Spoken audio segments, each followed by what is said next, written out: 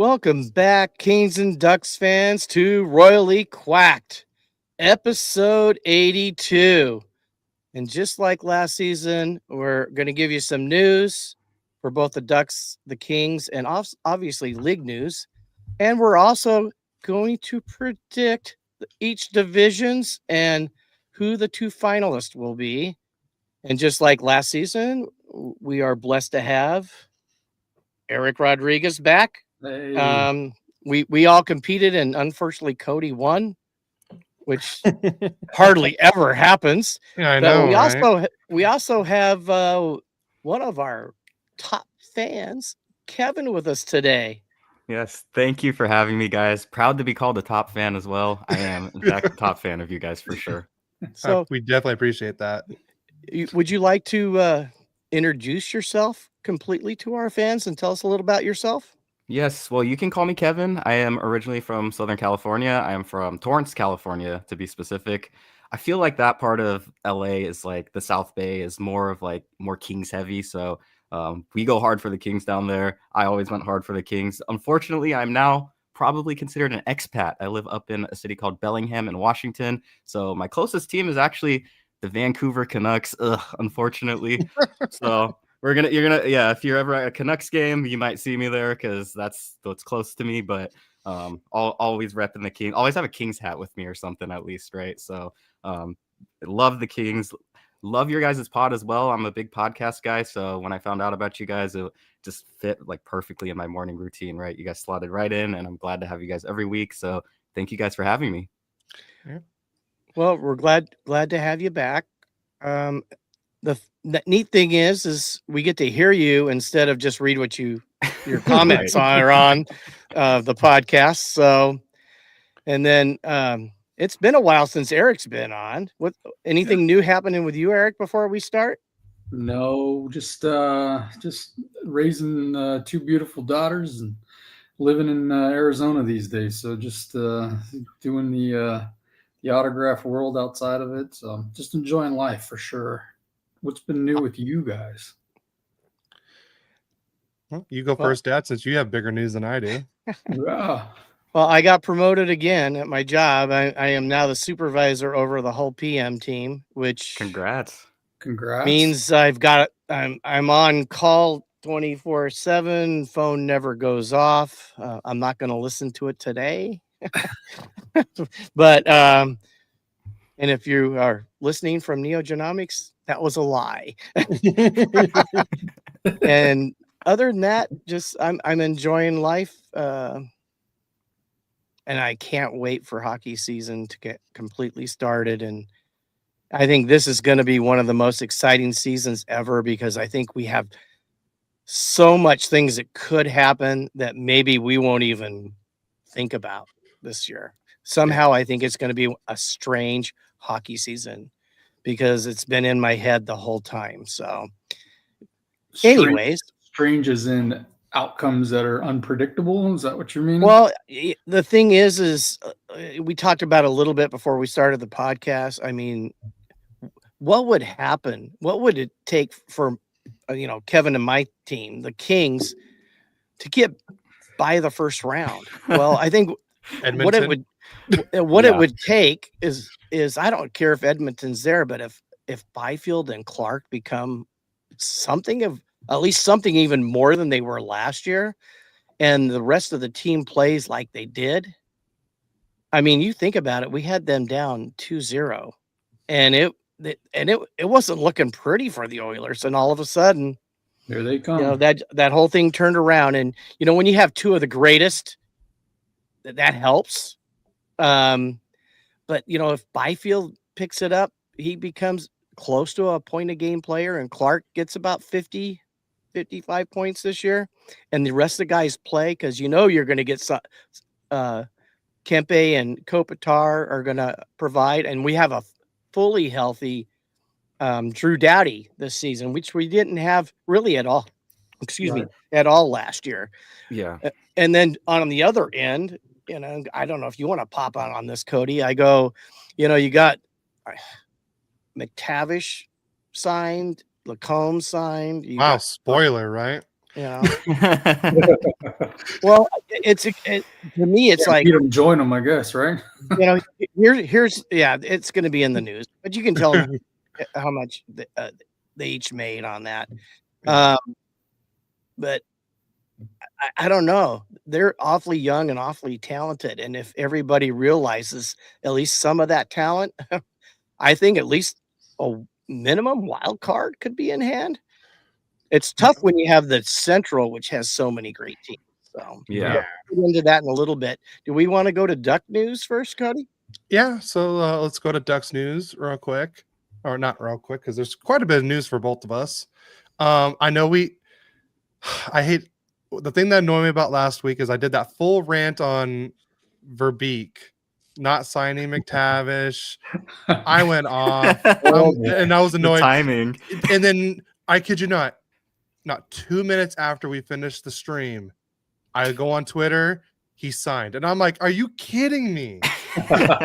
And so you just need your inspiration. Yeah, I was like, and then I told my dad, I was like, "Hey, I'm pretty sure Verbeek listened to watched the live stream, and he's like, you know what, Cody's right. I need to sign McTavish. I need to get my shit together. Let's sign McTavish." And That's sure beautiful. enough, it got done. He's here for 6 years at $7 million AAV. I'm like I said, I'm just so happy that's done. I was so annoyed that it took so long to get this contract done. I'm trying to find the exact, because I know he has like some type of no movement clause on his contract or no trade clause. I'm trying to find it. I can't remember where I put it. Yeah, that can be later, Cody. Yeah. If you can't find it right now, we can move on with that. But they're not trading him anyways. They just signed him for 6 years. No. Well, not according to Frank Saravelli and the way he reports with the Ducks and everything. But like I said, happy to have our 2C for the next 6 years, at least minimum. So I'm happy about that. You know, glad to see Mac is back. That rhyme was intended. And then sure enough, this news just came literally out of nowhere on Thursday, but the Ducks signed defenseman Jackson LaCombe to an 8-year extension worth $9 million AAV, and that makes him the highest paid player in franchise history. That's just crazy. Sense. I mean, now they're committing finally to the team. Yes, it's nice to see. So here's the question. I mean, I don't know if anybody else has thought about this, but if I was Mason McTavish, it literally, like, I had to go through hell to get $2 million less than Jackson LaCombe. And would that make possibly a little upset? Because it seems like LaCombe, you didn't even know they were negotiating, did you? We didn't even know. And all of a sudden it's boom, $9 million, $2 more million than McTavish. Listen, I know you're trying to draw strife in the. No, to me it's like it's the first thing I thought. If I was McTavish, I'd have been pissed. I mean, and I'm not saying, honestly, Eric, you know I'm a hockey fan first, and I'll go to a Ducks game if they're not playing the Kings, and I'll proudly wear my Teemu Selanne jersey because he's one of my favorite players ever. So I'll go cheer them on. I don't hate them like a lot of people do. Yeah. I do only hate them when they play the Kings, which are.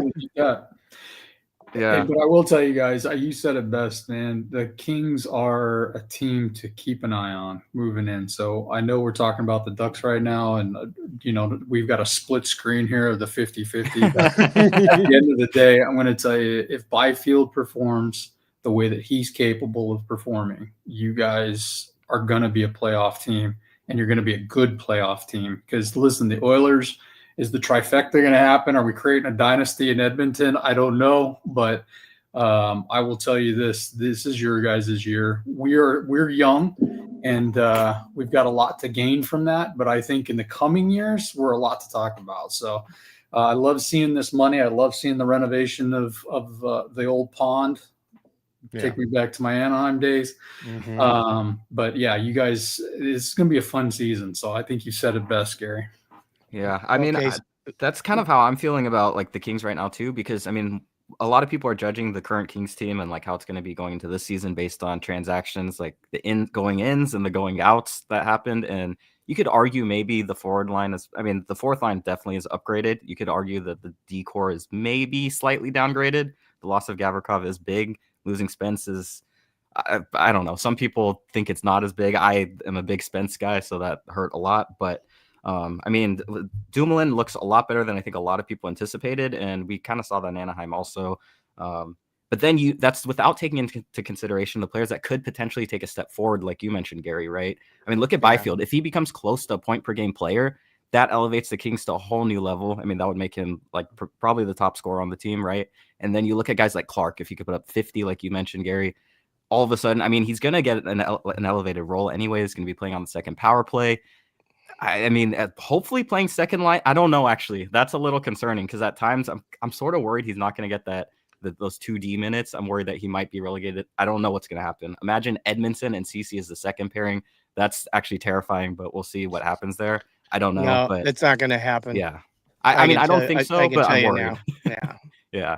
Where does Perry fit into your guys' lines? I guess with Armia and Turcotte, right? A lot of Kings talk for Ducks news. Sorry. Yeah, I'll stop. I'll we'll save it for later. Court's in order here. Hey, just a couple quick things before you go back, Cody. I know, I see him. I was waiting for us to. I lost track of the comments on when they posted them, but I'm pretty sure this is Adam's way saying meet when I went off on Verbeek last week, and Adam, Mrs. Chaos says, hello, boys. Hi, Andrea. Yes. She was great during the golf tournament. She helped so much with us. And then what my mom said. Yeah, it's Happy birthday, Cody. It's Cody's birthday tomorrow. Oh, happy birthday, buddy. It's tomorrow. It's tomorrow. We're celebrating today after the podcast, going to the Noodle Bar at Saboba Casino with my sister's birthday is actually today.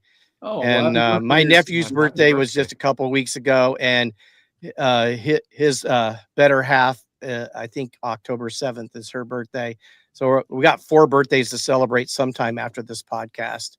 And I know Mom didn't put it in the notes, but that's $1 in the swear jar, Cody, because I heard that word came out of your mouth.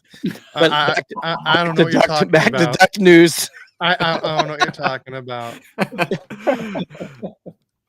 I didn't say that word. But, all right, back to Ducks news. Jansen Harkins has an upper body injury and will be out approximately 8 weeks, which is a tough blow. I like the way he plays. I think he would have been more of the he would have been more of like the 13th forward for the Ducks and everything. I'm not going to say it, but I'm just going to put this on the screen, and you guys can go from there. And Mom said she missed it, so it doesn't count. So I don't owe anything. So, haha.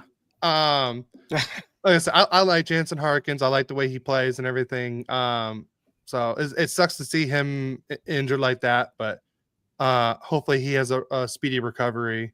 And then this was Mason McTavish on the Zegers trade. In quote, he said, "That sucked. Brutal. I pretty much spent every day with him. He's happy there, which is good. It's tough seeing your best friend go away." So it's not something you really want to hear, best buddies like this, but we're probably going to get into it a little bit later on too about probably why Zegers got traded. And it kind of makes more sense now. Okay. But here's the Providence head coach, Nate Lehman, on Roger McQueen. I think there will be an adjustment, but when he decides he wants to take it to the net, he's pretty unstoppable. And, someone that was injured most of last year, I think he only played like a total of like 23 games or so. And he's just now getting back into it. Now he's going to the NCAA where you're playing against bigger kids and everything, bigger boys. And the coach is already saying he's going to be pretty unstoppable. He was drafted to compete with Byfield in the future. You think that's Well, it's two big boys It's playing true. center. You know what?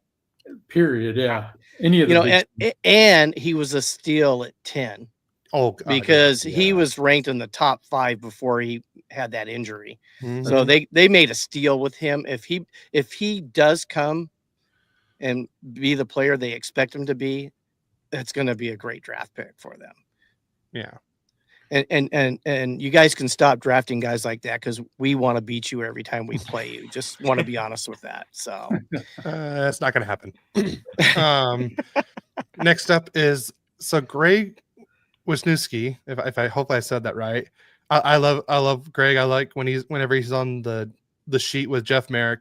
But he did an interview with Trevor Zegras about kind of like what happened in Anaheim, and he came out and pretty much said he was having seasonal depression.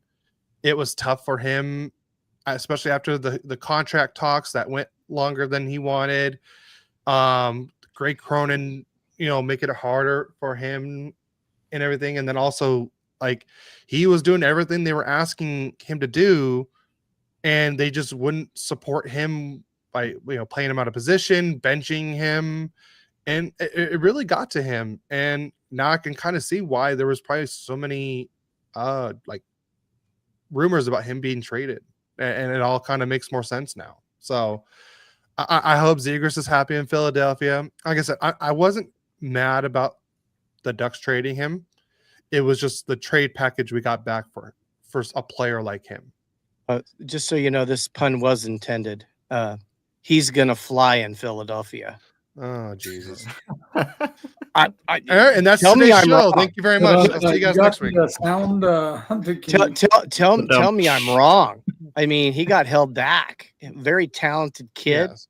Well, I felt disappointed, even though I'm a Kings fan, because those first 2 years, I mean, if that was just the start, imagine what the peak is going to be with that kid.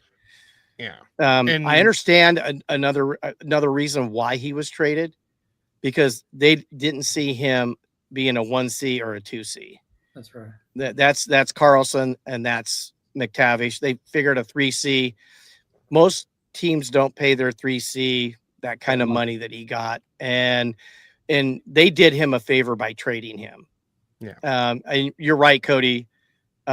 Philadelphia robbed the Ducks for him. But yeah. I think in the long run, the Ducks will be better.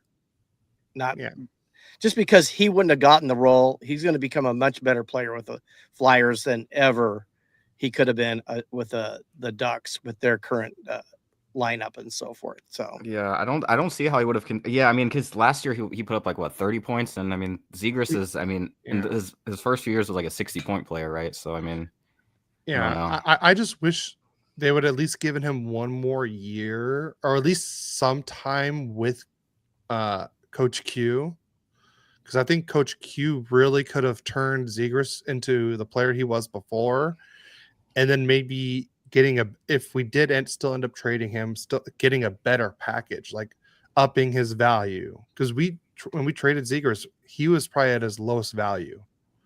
I mean, and like I said, nothing against Ryan Poehling or anything like that. I think he's going to be a great fourth line center for us, and I am excited for him to be here. But we needed more than just Ryan Poehling and a draft pick or a couple draft picks for Trevor Zegras like that. So I wish we would have just held on to him a little bit longer, and then give him some time with Quenneville. And I mean, because Quenneville was the coach of Zegras's idol growing up, and that was Patrick Kane. So I thought that was like a perfect fit, and then they just, before he even really gets any time with Coach Q, he's gone. But Cody, question for you: when it comes to him, if you, like Gary said, if you're paying your 1 through 3C, the amount of money those three guys command, knowing that they've signed him now, like there's a logjam last year to try to get everybody on the ice, and I think everybody devalues at that situation. So I think it was a timing thing and a financial thing for sure for the Ducks, because I mean, they were getting whatever they could get at that moment. And then they were desperate in the sense that everybody knew they were trying to offload him. No, I get that, but I still think we could have, given Zegras a chance at least to up his value. At least, maybe, like I said, maybe in the long run he wasn't going to be a Duck, but at least we could have kept him for 20, 30 games. Maybe he starts going off. Maybe he fits in better, or maybe he ups his value, and then we can get more than just fourth line center and a couple draft picks. Right. Or we could have he could have been part of a package to get a superstar back to Anaheim. Right. Well, he's So- on a heck of a line over there in Philly. So Yeah, he is. Pippin So, and Michkov, yeah, those guys that's going to be a line to watch. I think they're still very young, but that's a line to watch. yeah. So let's go back to the Ducks and everything. But here are the players who all got assigned back to their junior team. Before you do this is my favorite part of whenever you do this, right? And especially when I see how long this list is and the names that are on here, this is always a nice. So I hope you've studied your Russian and European languages. All right. So most of them are usually Canadians right in here. But Emil Guite is going back to Chicoutimi. Maxim Massey's also going back to Chicoutimi. Alexis Matthews going back to the QMJHL. I want to say it's by Kamau. Ethan Precision is going back to North Bay. Noah Reed is going back to the London Knights. Taryn Smith going back to the Everett Silvertips. Brady Turco going back to the Brandon Wheat Kings. And Daryl Yolankis is going back to the Flint Firebirds. That was impressive. That was So this is what I would have done after that comment, Mr. Rodriguez. I go, why don't you cover all those Russian names for us, Eric? Wow, we'll just share this news.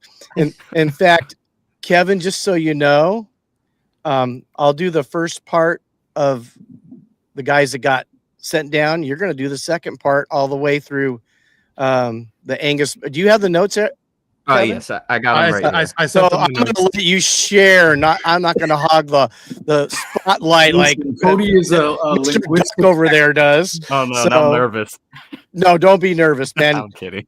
You're going to knock it dead. I was more nervous my first time on the podcast than you are now. So, I mean, I was awful. So, All right, fine. Eric, you wanna go? I want to see you say a few of these names. Oh boy, I don't know. I mean, throw one at me. I mean, I can get the Biaka Batuka. See, But that's this- the one I always have the issue with. I can Batuka. struggle on this list for sure. Definitely struggle on this list. I'll help you out. Don't worry. All right. Am I doing this group that went to San Diego? Yep, you're doing the group that went to San Diego. All right. So Justin Bailey, a right winger, has been assigned to San Diego along with Jeremy Biaka Batuka, a defenseman. Nicholas Brouillard, Yep. another defenseman. Oh boy. Oh boy. Vyacheslav Butchets. Butayets. Thank you. A goalie is on his way to San Diego with Judd Caulfield, the right winger. Niko Mijatovic, left winger. Sasha Pastujov. Pastajov. The right winger is also going there. Matthew Phillips is also a right winger. Connor Smith, a defenseman. Thomas Suchanek. Sukanik. Close enough. Goalie. I'm so glad you're my backup, man. 'cause Hey, imagine Gary isn't correcting me that right now. wasn't that Mr. Own Goal at Yes, that was Mr. Oh. Own Goal. Oh, poor That guy. was- Yeah, that I was know. awful. Everybody's Hey, gotta do like I that. said, I wasn't even mad. It was his first game in over a year after that long-term injury, so I'll give him the benefit of the doubt on it. He kind Okay. of shook it off pretty quick too. So No, he credit did. to him. Yeah. Yeah, he's a professional. He Yeah. didn't bother him at all. Oh boy. Noah Warren, the defenseman. Jackson Wiebe, a right winger. Callie Klang. Nathan Goucher. Goche. Now ask a question. So if there's no I, how is it Gauthier? All right. It's French Canadian. I missed all this. Tyson Hines, Tristan Luneau, Yegor, which I would name my son Yegor in a heartbeat, Sidorov, and Stian Solberg. Yeah, the Norwegian nightmare himself. He is, yes. And then placed on waivers with intent to sign to San Diego was Jan Misak. I'll give you the benefit of the doubt. But we also got some more comments. Captain Chaos on here, he said Zegers should currently be the third line center for this future Stanley Cup championship team. I like that Yeah. idea. And then also Mrs. Chaos says she loves how baseball turned into hockey for us. All of us, yes. I mean, Yeah. you think about that. Yeah. So Kevin, we all umpired together. Cody, Eric, myself, and Adam. Okay. And that's how we all met. Oh, nice. And now we're on a podcast. That sounds like so much fun, baseball. Kevin, we had some people, fun yes. out on the field, man. We got to tell you, we've had some fun. And we got some stories. Oh, That's a whole nother podcast. No, you need a special episode with all these stories for sure. Yeah. Maybe we should just do a full umpire episode with Eric and Adam on here. Just stories. Let's do Yeah. that next off season. I love that idea. See how that just came about. Yeah. All right. And then Frankie, Pops, my dude. And then he also said, "Oh, and Cody, what's up?" Hey, Frankie, good to hear from you, buddy.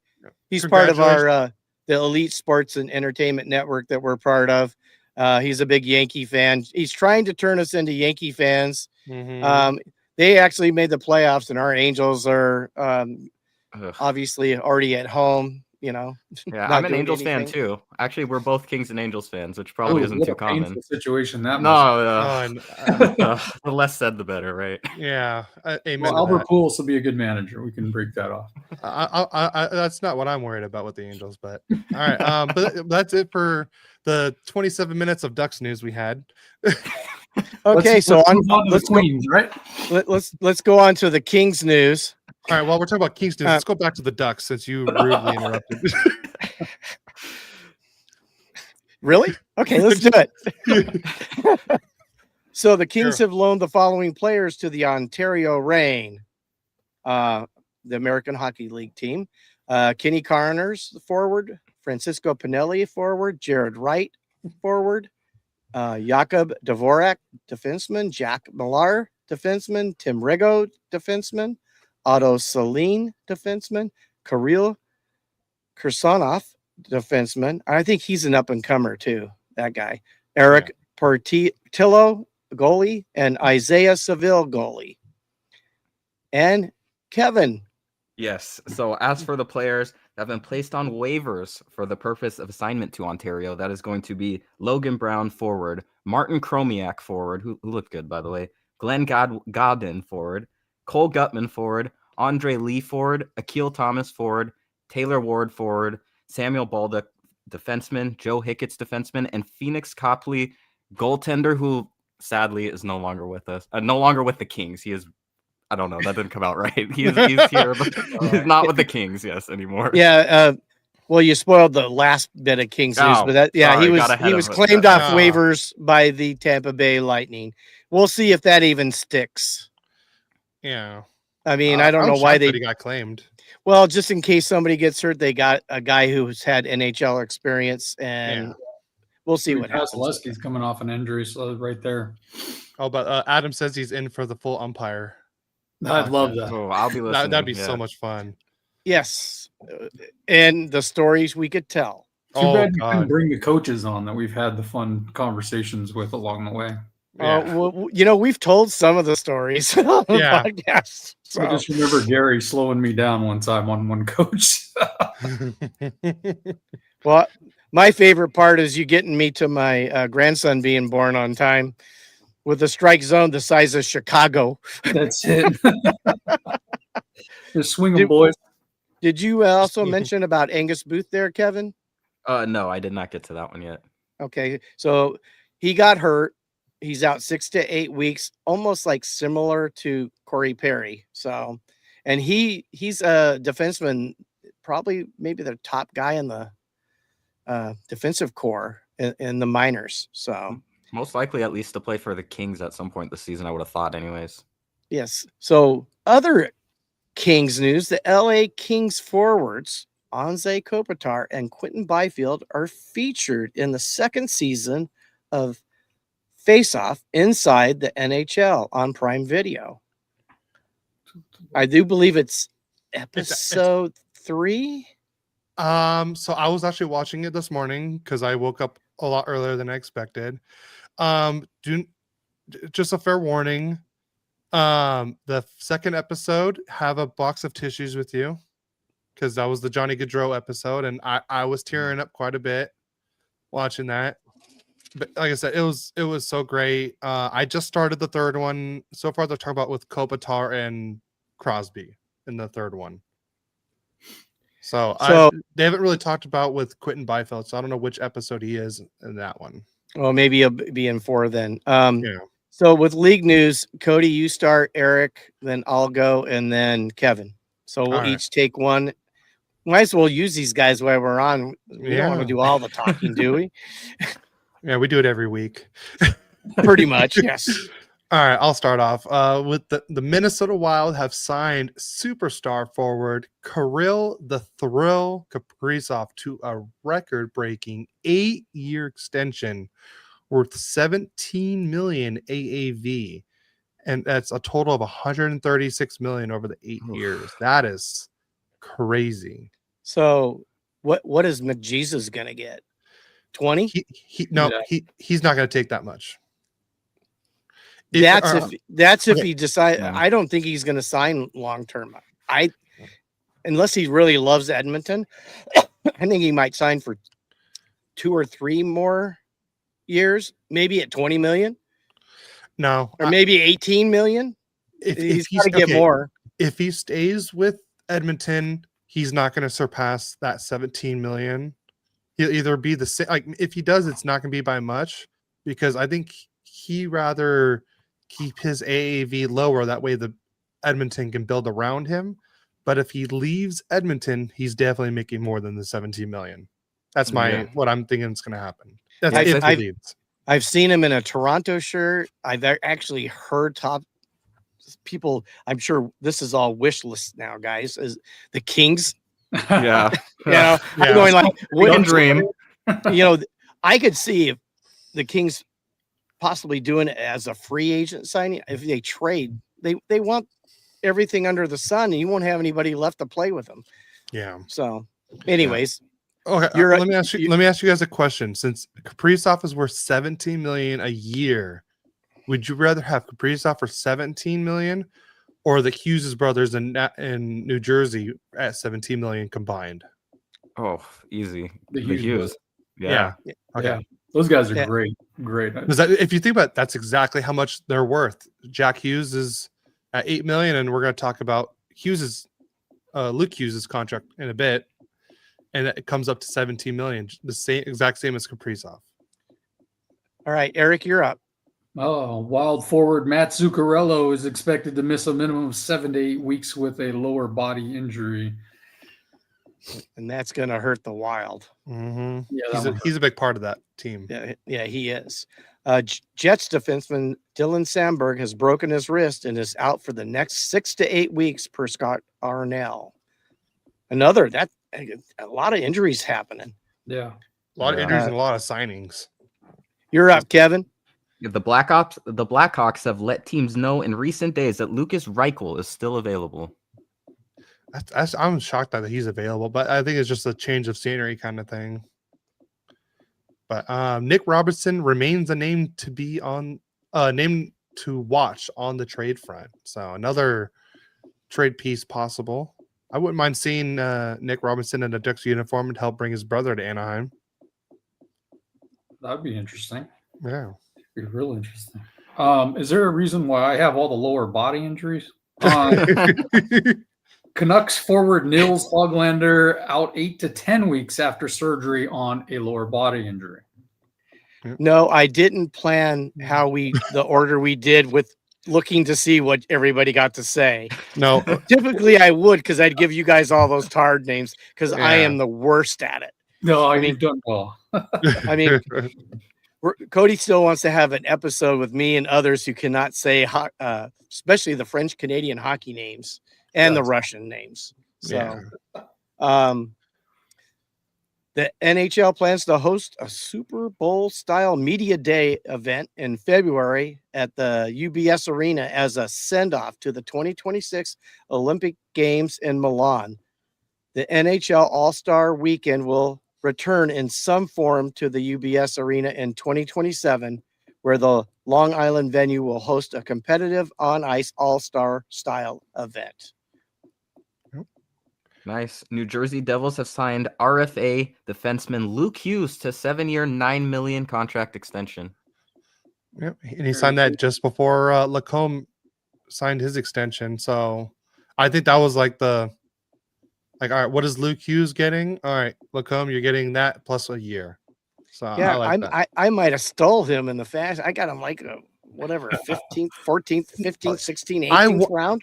It was towards the end because I was gonna like, all right, I'm gonna get Luke Hughes. I'm like, there's no way he's not gonna miss games. I'm like, I'm gonna pick up Luke Hughes, and I'm like, it's gonna be a steal of the draft.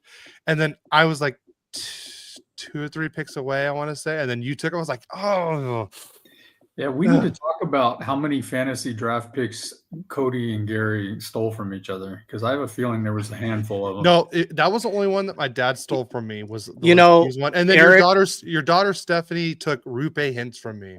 I had him lined up, and I was like, all right, I got this. And then I was like, all right, I'm gonna get him. And then bam, I was like, no. If I went back and looked, I'm sure everybody stole from everybody. I didn't focus on that like last year. It's like every time, 5 straight times, I had a pick and that my kid stole them from me. Right. And I was going like, I'm getting a little tired of this. It was driving me crazy. I guess next year I'm going to manually input it where I'm always the first pick, like the pick before my dad. Just to annoy him. That'd be awesome. Well, you guys don't realize, we were talking before the draft last week, and he goes, "You're going to get the last pick." So I thought he was just going to design me to have the last pick, which I'd have been fine with, because I've done really well being there. I was in the middle this time. I really did hate having the first pick last year. I hated that. It's a hard spot to have for sure, but I think you did really well at that 8 spot for sure. You got some back-to-backs that really made a lot of sense. So. We'll see. No, I'm the one that had the 8 spot this year. Oh, you had the 8 spot. Yeah, you were the one that was crushing it, man. Yeah. I'll be honest with you, I think right in the middle, you get pretty good close players. Yeah. Each time you draft with that snake draft. I really liked that position. It was great. All right. Well, I think I was you first from now on, since you did it. Hey, whoever wins has to be in the middle. That should be the new rule. Well, I thought for sure he was going to say, "Oh, we're not going to just do a random draft. We're going to do in the order of finish next year." Well, but so if you win, you're going to draft last. Yeah, it's going to be last place gets first. If we did that, I'm okay with it. I really, it's all in fun. It keeps me more in tuned to hockey.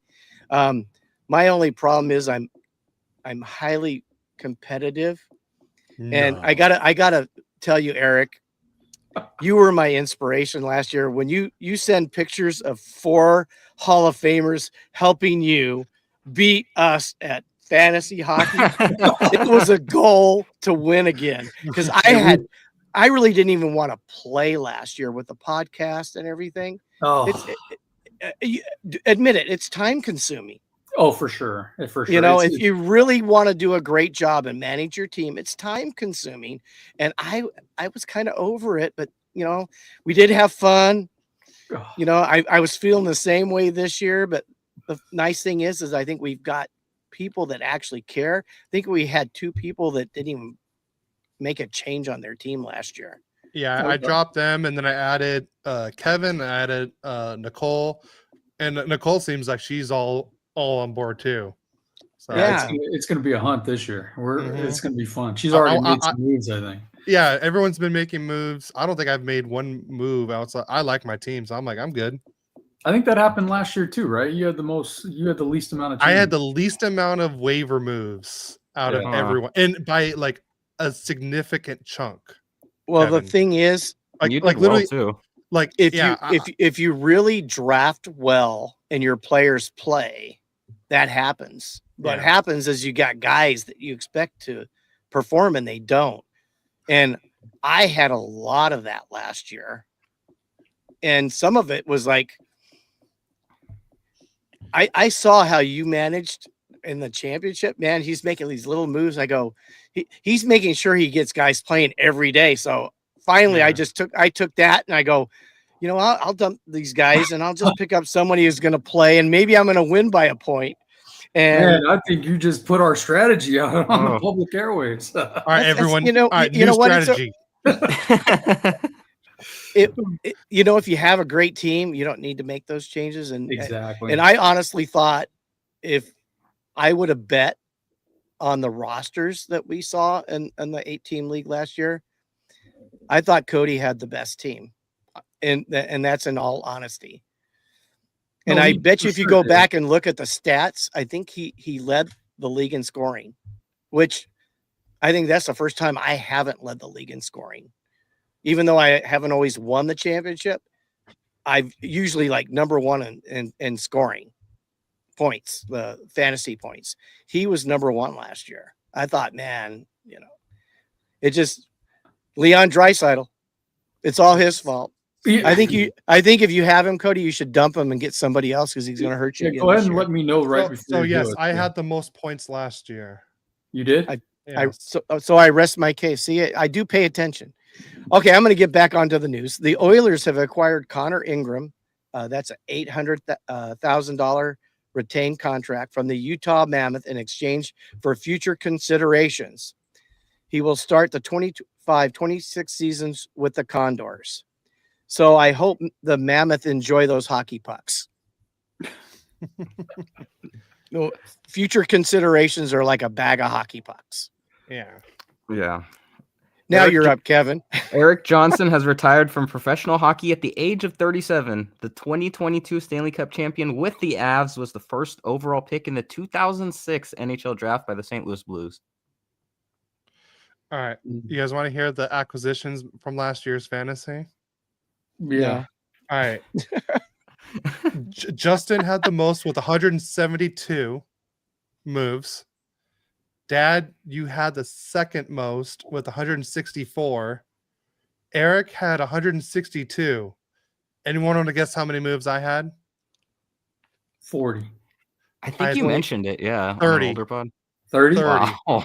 Yeah. You definitely had the strong team. And I barely lost to Eric in the semifinal with How only much- 30 how many- moves. How many points was the difference? Was it really a half a point? Let's see. Can I look at that? Let's see, scoreboard. It was Here we wild. go. It Because I was watching that the whole night. I was literally at the end of Okay. every game. I was like, Here was the final. Eric, you had 757.3. I had 755.25. So it's 2.05 points. Wow. And Yeah. and this is in all honesty, you would have waxed him if I didn't tell him to, hey, are you going to like do anything with your team on Yeah. the Friday? Mhm. He spent 3 days where I saw that he didn't play players that were playing. So it wasn't just the Draisaitl move. Yeah. He got so busy, he in the middle of a heated battle with you, forgot to do his yeah, team. you would have definitely Yeah. brought it, Cody, for sure. Oh, it yeah. would have been you and your dad in that championship if I. And I would have got Oh, my yeah. ass kicked. He had the best team. Hey, there's $1 in the jar. Vicky Mom, Ketchum. tell him. Okay, so we're on the Eric Johnson one, right? No, Yeah. finish that one. Okay, Yeah, Eric just with that Johnson one. has Oh, officially what? Well, I just that's read already, it, yeah. he already did that. I'm up. Oh. The Florida Panthers have re-signed Nico Mikola to an 8-year Mikola. Mikola. Me got a cola. No, Oh, Jesus to an 8-year, Christ. $5 million AAV contract extension. That was bad. I know. Hey, that Unfor- sounds like that sore throat lozenge. Yeah. Ricola. There we go. Hey, got to have fun with it. You screw it up, you just have fun with it. All right. So is it my turn again? Yes. Yeah. All right. The Calgary Flames have signed head coach Ryan Huska to a 2-year contract extension through 2028. Cool. Is it me, I guess? Yeah. Yep. TJ Oshie, this super cool guy, I love him. has joined ESPN as a studio and game analyst for the 25-26 season. He Nice. did so great during the playoffs. I loved his work and everything. I've always liked him as a player. TJ Sochi is how I remember him from the Olympics. Like I said, I'm so glad he got this gig. I think he's gonna just excel there. What a shootout expert he was. Oh yeah. All right, and then Kevin, you're up. Oh, okay. Tampa Bay quietly extended head coach John Cooper's contract without making an official announcement. The exact duration of the extension is uncertain, but he is now signed beyond the upcoming season. Which I kind of didn't want him to re-sign because I know there was rumors about him like going to Utah. Because I know him and Ryan Smith are like buddies. And can you imagine John Cooper coming over here, coming to Utah and coaching over there? I think that would have been great for Utah, though. Do you notice how Cody just skipped me and went right to Kevin? Yep. But that's okay. I'll allow it. Yeah, because I want you to say the Oilers news. Oh, that okay. The Oilers have signed head coach Chris Knobloch to a 3-year contract extension through the 28-29 season. Yeah, I mean, he got the better filler last season. Yeah. All right, and then the last RFA is officially signed. Nashville have signed RFA forward Luke Evangelista to a 2-year deal worth $3 million AAV. And my daughter Jessa wanted this goalie in fantasy. I said, probably not a time to select the goalie, but Justin picked him up. Minnesota Wild have signed goalie Philip Gustafsson to a 5-year, $6.8 million AAV contract extension, and his deal begins in 26 and 27, and he has a lower body injury. No, I was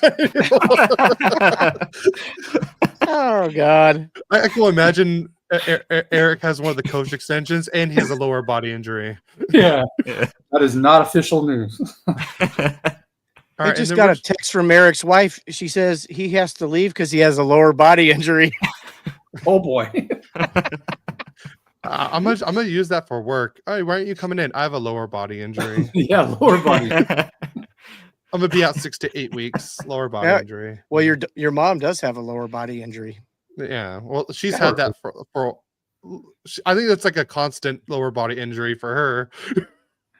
Which I mean, me too with my knees and everything. But we're gonna do just a quick recap of all the preseason games. I know these games don't really mean anything. It's more just like how the team looks more than anything. But the Ducks last week played the Kings, and that was in Bakersfield, and the Ducks won this game 5-3. And then in preseason game number 5, I was at this game. Ducks versus Sharks. Darks? And The Darks? The Darks. Yeah, I'm trying to shorten time, all right?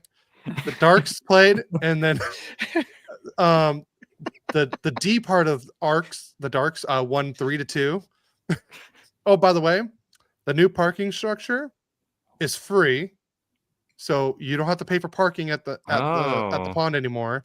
And honestly, it was pretty easy going in and out.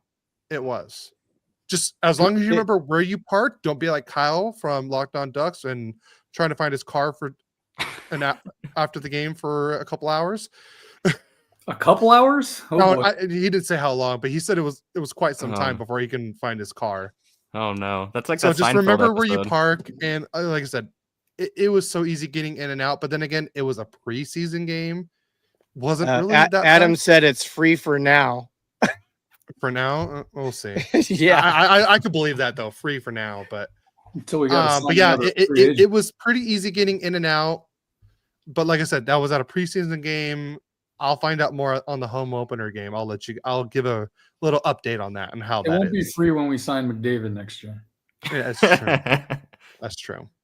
And then the last preseason game was Wednesday the 1st, and the Ducks won this at the Sharks Arena 5-2. And then, Dad, you want to go over your games real quick? No, but I will just point out the last 3 games we did win them. in the Yeah. preseason. That's good momentum, right?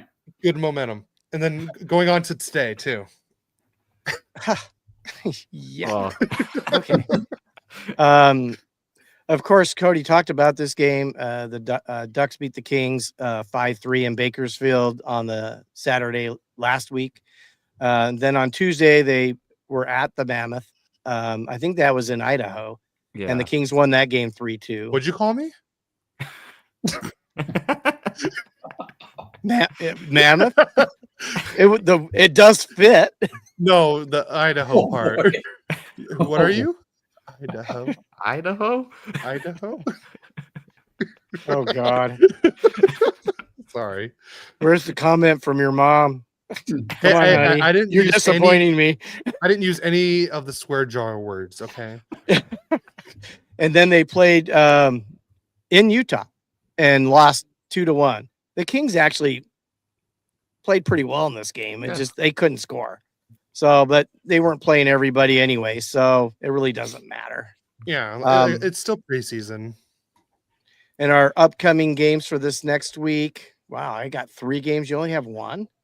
Oh yeah, because you guys are also part of the opening night, and you have a back-to-back, and you guys play 2 games before the Ducks even play 1. Just like you last guys year. might be Wow. 0-2 before we become 1-0. Yeah. And then we'll be 0-3 after. So Things are looking up. You want to go over your game, Cody? Yeah, so the Ducks will play on October 9th, and I believe that is this Thursday, and the Ducks will be in Seattle going against the Kraken, and I'm going to say a 4-2 win for Anaheim. Okay. You like 4-2 there? I like 4-2. Okay. What do you got? What do I got 3 of probably higher ranked playoff teams in a row. Oh, yeah. Wow. Only 1 game at home. But you know what? I'm going to go bold. You either go bold or go home. I'm going to say in game 1 against the Avalanche on opening night of hockey that the Kings beat the Avalanche 4-3. Then they have to fly to Vegas and play the next night against the Knights. And you know what? I think Marner is going to disrupt their flow, and the Kings are going to beat them 4-2. And then they're at Winnipeg 3 days later, and the Jets they're going to beat the Kings 3-2. That's my predictions. So you have the Kings winning 4-3 against Avalanche. Right. Kings winning 4-2 against the Knights. Yep. And then a 3-2 to the Jets. Yeah, and you had a 4-2 for the against the Kraken? Yeah, I already wrote it on the notes. So Okay. So all right. Do you you put guys it have in any there. predictions for those games too, Eric, for the Ducks? I think the Ducks, I was thinking more like a 3-1 game there. I just don't know if the Kraken are going to score much. Where's the Wall at? Is he going to be ready for opening night? I haven't heard. He's playing tonight, from what I've heard. So he'll be back. So yeah, He'll I'm be thinking back. like a 3-1 type game there. I don't hate as far it. as the Queens go, I don't know, man. Up against the Avalanche. I think the Avalanche might put up maybe they shut them out that first game. So you think Mackenzie Blackwood's going to get a shutout? Yeah, why not, right? 3-0. That would be altering to the Queens for the first game. And then the Knights, I think the Kings will beat the Knights, to be honest with you. And then Winnipeg's tough. So I think they go 1-2 those first 3 games. I think we're 1-0 at the end of the week. But we'll see what the following after this schedule, it starts to get a little rougher, right? Yeah. What about you, Kevin? What do you got for the Kings? Well, the Kings have like a really rough start to the season, right? So within the first 8 games they're playing, 7 of those are playoff teams. So that from last year. So that really sucks. But I'll be a bit of a homer here. They're going to beat the Avalanche. I don't know if I really believe that, but we'll say it's going to be 3-2. Kings in that last game against the Mammoth, they really couldn't put the biscuit in the basket, as they say. So maybe a little rust coming in. The biscuit in the basket. I love it. Got to make shirts on that one. Yeah. So, I mean, I guess, I don't know. Well, yeah, they looked a little rusty there, but I'll back them. Against the Knights, we'll back them again. Let's go. I like 4-2 on that one. We'll take the Kings 4-2 against the Golden Knights, and then against the Jets. I mean, the Jets are going to be tough to play in the regular season, right? So let's go 3-1. The Jets are going to win that game. Okay. I think we got a future podcaster on our episode this time, Cody. For Well, sure. yeah, he's your replacement. Oh, there we go. Hey, I mean, you know, he has podcast experience. Part of the job description is you have to screw up some of the hockey names to make it funny. It's not an easy job, but somebody has to do it. Just gonna say that. That's true. Oh, I can make Royally Quacked biscuit shirts. Adam, make them. That's great. All right, so let's move on to our division rankings. Oh boy, I know. Last year we were awful, right? I mean, how many did we actually hit? There was only a couple, right? So how are we doing? How are we doing? Are we going to do a point system, Cody? We could do a point system. Did you work out a point system? Because you talked about it. I think you and I discussed, like, I think we get a point for everyone we get right. And of the regular standings, of the regular a point standings. for everybody that's right. Yeah, and then you get 3 points if you get a team right in the final.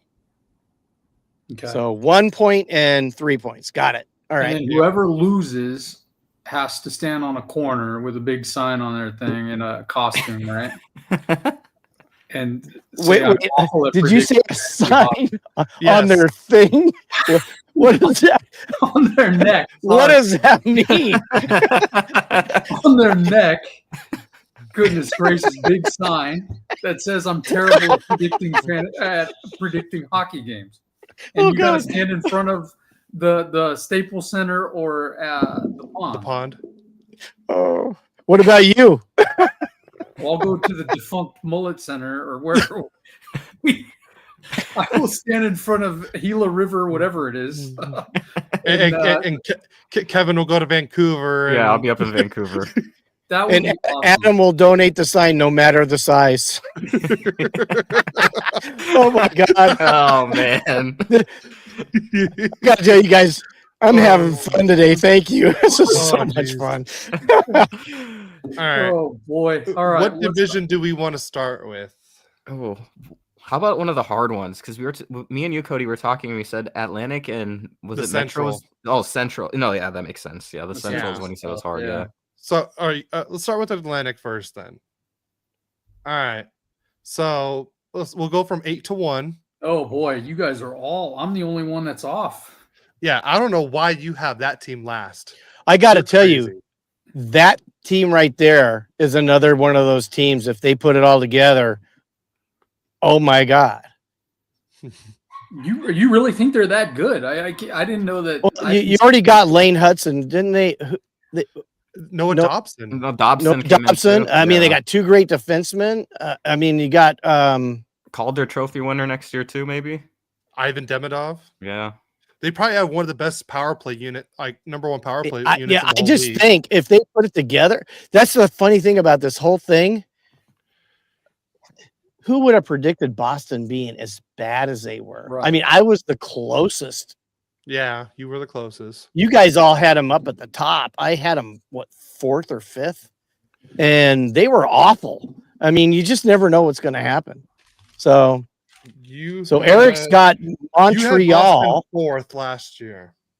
Yeah. Okay. got- So, And me and Eric had him 3rd. So it's not like we were too far off. yeah, but you guys talked about it. I told you guys, I don't think they're going to be as good as they were. I did say that. I didn't know they'd be that bad, though. Oh, yeah. That was awful. All right. So Central, I'll go. No, I thought we were in Atlantic. Oh, sorry. Atlantic. Sorry. All right. Let's all do our team who's going to be in last. I'll go first. I have the Sabres in 8th. They didn't get really that much better. They got rid of one of their top forwards, but I mean, they did get good pieces back in that trade, but I still don't think it was enough. So, and this, especially with this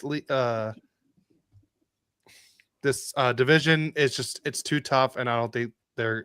So Cody has in 8th place the Buffalo Sabres. Yep.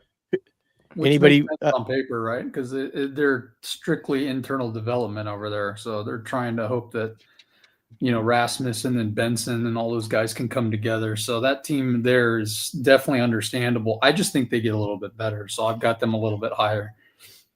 And All you right. have what, Montreal 8th, right? Yeah. Yeah, I've got Montreal. I don't know crazy. why. I mean, I see what you mean. Like their first line is good, but like Caulfield last year, he didn't stand out to me. I mean, Suzuki was hit or miss. So I don't know. I just have them kind of degressing, right? Is that the word? Okay. Degressing, going the wrong direction there. Now we got Kevin's up. Okay, I'm up. Well, I have the Bruins in 8th, but to be honest, I could see the Sabres or Bruins being there. I mean, the Bruins, I guess we didn't expect them to. I mean, like you guys mentioned, right? We did not expect what happened to them. They had those issues with like Swayman's contract. It was like a huge public thing, I feel like. A coach fired last year. They actually brought in a new coach with Marco Sturm, who me and Gary should be kind of familiar with this time in Ontario, right? I mean, actually, I think very highly of this guy. I think it's going to be another year of regression for them, but maybe with an eye on the future. I mean, they got rid of their captain last year too, Marchand. So I guess we'll see. But I think it'll be a year of regression with maybe an eye towards the future eventually, because I do trust Marco Sturm to do something eventually. I think Boston. It's Geekies that's the question mark there, right? He had a decent season last year, but Eric, real quick, you said Suzuki didn't do much last year. I thought he was streaky. His stats are good, but I thought it was. He was 14th in points last year. Yeah, 14th in the whole league. In the whole league, yeah. In the whole league. But if he's the only one doing anything, what does it matter? Yeah. I guess they're gonna have to count on Laine coming back too, right? I mean, he'll be back for this year. Laine will just be a power play merchant, and that's it. Yeah, but when he was playing well on the power play. Yeah. Well, true. Yeah. He's not a 5-on-5 guy. They just need help. Like they gotta get it together. They got to be more back. So yeah. Well, we're off topic. We're talking about a team we haven't even talked about yet. So I got my 8th pick. It was the Buffalo Sabres. Okay. I just think they're cursed. Yeah. They're sort of like Boston was before they won the World Series in Chicago. I mean, it took them like 100 years to win something. Buffalo's the home of the Bills too, right? So yeah. Oh no. Sorry. So we'll snake it just like we did the fantasy draft. I'll pick my 7th place team, and then Kevin, and then Eric, and then Cody, and then we'll just snake it back. How's that work? Yeah. Perfect. So you're not always going first. I have Boston. Oh, wait a second. We're Atlantic. Yeah, I have Boston coming in 7th. Yeah. Well, I've got Buffalo coming in 7th. I mean, to me, Boston Buffalo could be flipped around. Sabres have the longest playoff drought. They got rid of. I mean, I guess they got Michael Kesselring and Josh Doan, but they got rid of JJ Peterka in that deal. Don't know how that's going to possibly help them. I guess they did pick up Alex Lyon, which is arguably the best free agent goaltender available this year. But is that enough to move the needle? I don't think so. So yeah, 7th or 8th would work for them. Yeah. I think any of these 6, 7, or 8 are kind of interchangeable. I mean, I've got Boston there. Could have been Buffalo, but I think Boston's on the wrong track. And like I said, I think Geeky's the guy that is going to kind of stand out. If he has a good year like he did last year, then they're going to be a good team.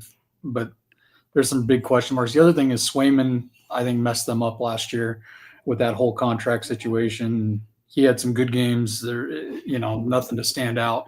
So if he has a full year, are they going to be good? Potentially, but Korpisalo, I'm not a big fan of myself in general, but he's going to have to defend the net every couple nights. So we'll see. Yep.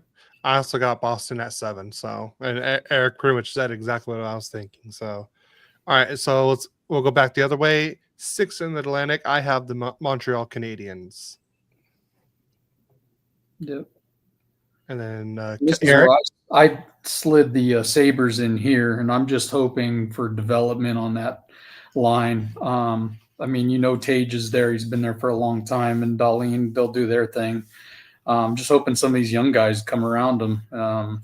But we've got a kid that his dad played here in Arizona, Shane Doan. Josh Stone sitting on their third line, so hoping maybe he'll do something for him. I know it's a long shot, but hoping that lineage will kick in. But yeah, it's a tough team. But like you said, any 6, 7, and 8 could be any of these 3 teams. Yeah. Fair. Kevin? Yeah, I'm gonna go. Well, I went Detroit with mine again. I mean, well, they've had I think looking ahead, they can look ahead and be a little optimistic, but maybe not yet. And like the Sabres, they have a really long playoff drought, right? So don't know if that's gonna come to an end now, but they do have a couple of familiar faces for both of us, right? They have Todd McClellan there, and then Gibson in goal now too. So Yeah, Right. and Gibson in goal. Yeah. And I also have Detroit in the 6th place in the Atlantic. The Yzerman curse is going to go another year because they have talent there. They just don't win. I don't even know why. I mean, they got a lot of good players on the team, and they just don't seem to win. And I think Gibson's going to be injury prone once again. Even though I did pick him up in fantasy, my last goalie to pick up, but I mean, you can pretty much exchange the extra goalie at the end with just about anybody, just if you want to. But and then I'm going first. We're 5th in the Atlantic, and I've got the Ottawa Senators. Okay. nice. Kevin? I have Montreal. I don't know. I really like to look at them in the second half of last season or towards the end of last season. They did get rid of some veteran guys, like Armia's gone now. I mean, he's on the Kings, but I don't know. That Noah Dobson coming in is I feel like that's a huge addition to them as well. I think that they're going to be right on the edge of being a wild card team. Maybe they get in. I don't know. We'll see. Eric? I've got Detroit here, and I think you're right, Gary, that Gibson probably does battle injuries, but Cam Talbot several times in fantasy came up big for me. So just in thinking, I'm like that if they are healthy, the 2 of them, that's actually a pretty good combo there in net. So I think they're, for the start of the season, I'm going to say they're a little bit underrated, but also that second line in Detroit's pretty nice with Kane and with Casper and DeBrincat. So their first and second lines aren't terrible. So I think they got a chance. Yeah, I also have Detroit. To be honest, you could flip flop 5 and 6 with me too, but I think Detroit's they have the number 1 goalie, and I think Todd McClellan's going to be there for a full year now. I think they're going to take a step up, and I think probably barely make the playoffs or barely miss. It's going to be one of the 2, but they're going to be either the last one in or the first, or pretty much the first one out. Wow. So. All right, and then number 4, I have Florida. I probably would have had them a little higher if it wasn't for the injuries. Yeah. Losing your captain for the regular season, Matthew Tkachuk isn't going to be playing till January probably. So I have Florida being a wild card team this season. I can see that. I've got Ottawa here, and that's I just think they're going to be a year better. And I think they've got the pieces. Their first line was Giroux and Stutzel and Tkachuk. That's a good line. So, and Linus has always been a good goalie. I think he beat me a few times on your team, Cody, at one point last year. So Probably. just kind of looking at that, I like Ottawa here in the 4th spot. Nice. I was kind of thinking like you, Cody. Florida in 4th for me. I mean, they re-signed everyone they needed to, right? Bennett, Ekblad, and then Marchand as well. But then also have some serious injuries, like you mentioned, to Tkachuk, Barkov, and then also Thomas Nosek. So they are going to be missing all these guys for a significant amount of time. That sucks for them. But last year, I think for them, it's about just getting in the playoffs, right? If they get there, then we'll see what happens, right? And that's kind of what happened last year, too. I don't think did they not have home ice advantage for the entire playoffs? Yeah, they didn't have any home ice advantage at all. Right, which would have been the first time since the 2012 Kings, right? So I think for them, as long as they get in, they'll be okay. Maybe Tkachuk, Barkov, all these guys magically come back in time. Hopefully, I don't know what the deal with Barkov is. It sounds like he's going to be out maybe the whole year, but hopefully for them, he's out. He's out the whole year. Yeah, so hopefully he had They're saying but he could be back by the playoffs. Yeah, maybe. I've heard that. Yeah, that's possible. So I don't know. We'll see what happens there. But yeah, I That think they'll team's just. got a lot of guys that have done very well over the last few years. So I think That's somebody true. will stand up. If it's Lindell or one of those guys will stand up. Yeah. That's a good point. Yeah. So I mean, once they get in, they'll be fine, right? Yeah. Oh yeah. Well, I have in fourth. I have the Montreal Canadiens. I have a feeling they're going to be a lot better than they were last year, and they were a playoff team. But I can tell you, I had Ottawa fifth, Detroit sixth. I think any of those could be anywhere in this area, and maybe even up to third, depending on how well Florida plays. But Florida's got all that veteran talent on there. I know they'll miss Barkov and Kachuk, but I think, I don't know. I still think Florida will come in third. So that's my number 3 team. Okay. Kevin? Number 3, I have Ottawa. So they should not regress, I don't think, this year. I don't know. Getting Spence is going to be exciting to their decor. I know that's like a very King-centric take, but like I think that'll be helpful for them. I mean, at the deadline last time they got Cousins and Zetterlund, Zetterlund struggled, but I don't know. They did extend him right this summer, so I feel like they do believe in him. Yeah, so Ottawa is going to take another step forward. I see them finishing in third. Eric? I've got Toronto here, so I'm still loyalist to the old Florida teams here. So I've got them above them, but Toronto's gotten much better, and I just don't know what they do when Stellaires isn't in net. So, I mean, their backup, I have no idea even who he is. So Joseph Wool. Oh yeah, it wasn't Hildeby, or is he the guy that's in there? He's like their third. Hildeby is the third. Yeah, so I just think that's a big gap for them, but they're going to score for sure. That first line too is really good. So I just think they're not as good as a seasoned Florida team or a even seasoned Tampa team. Yeah, I agree. I also have Toronto third as well. So, and then I think I'm the one that has them this high, but I got the Senators in the 2 spot. Wow, I noticed that. I think that's a possibility. It is. But they seem to be a team that's always cursed somehow, some way anyways. That's why I had them so much lower. Yeah, I had them there just because, especially after watching the NHL face-off because the first episode was just about the Kachuk brothers. And it was more about Brady because Brady played a lot more, but I was definitely more motivated, and I'm glad I think he's hungry. He had the taste of the 4 nations.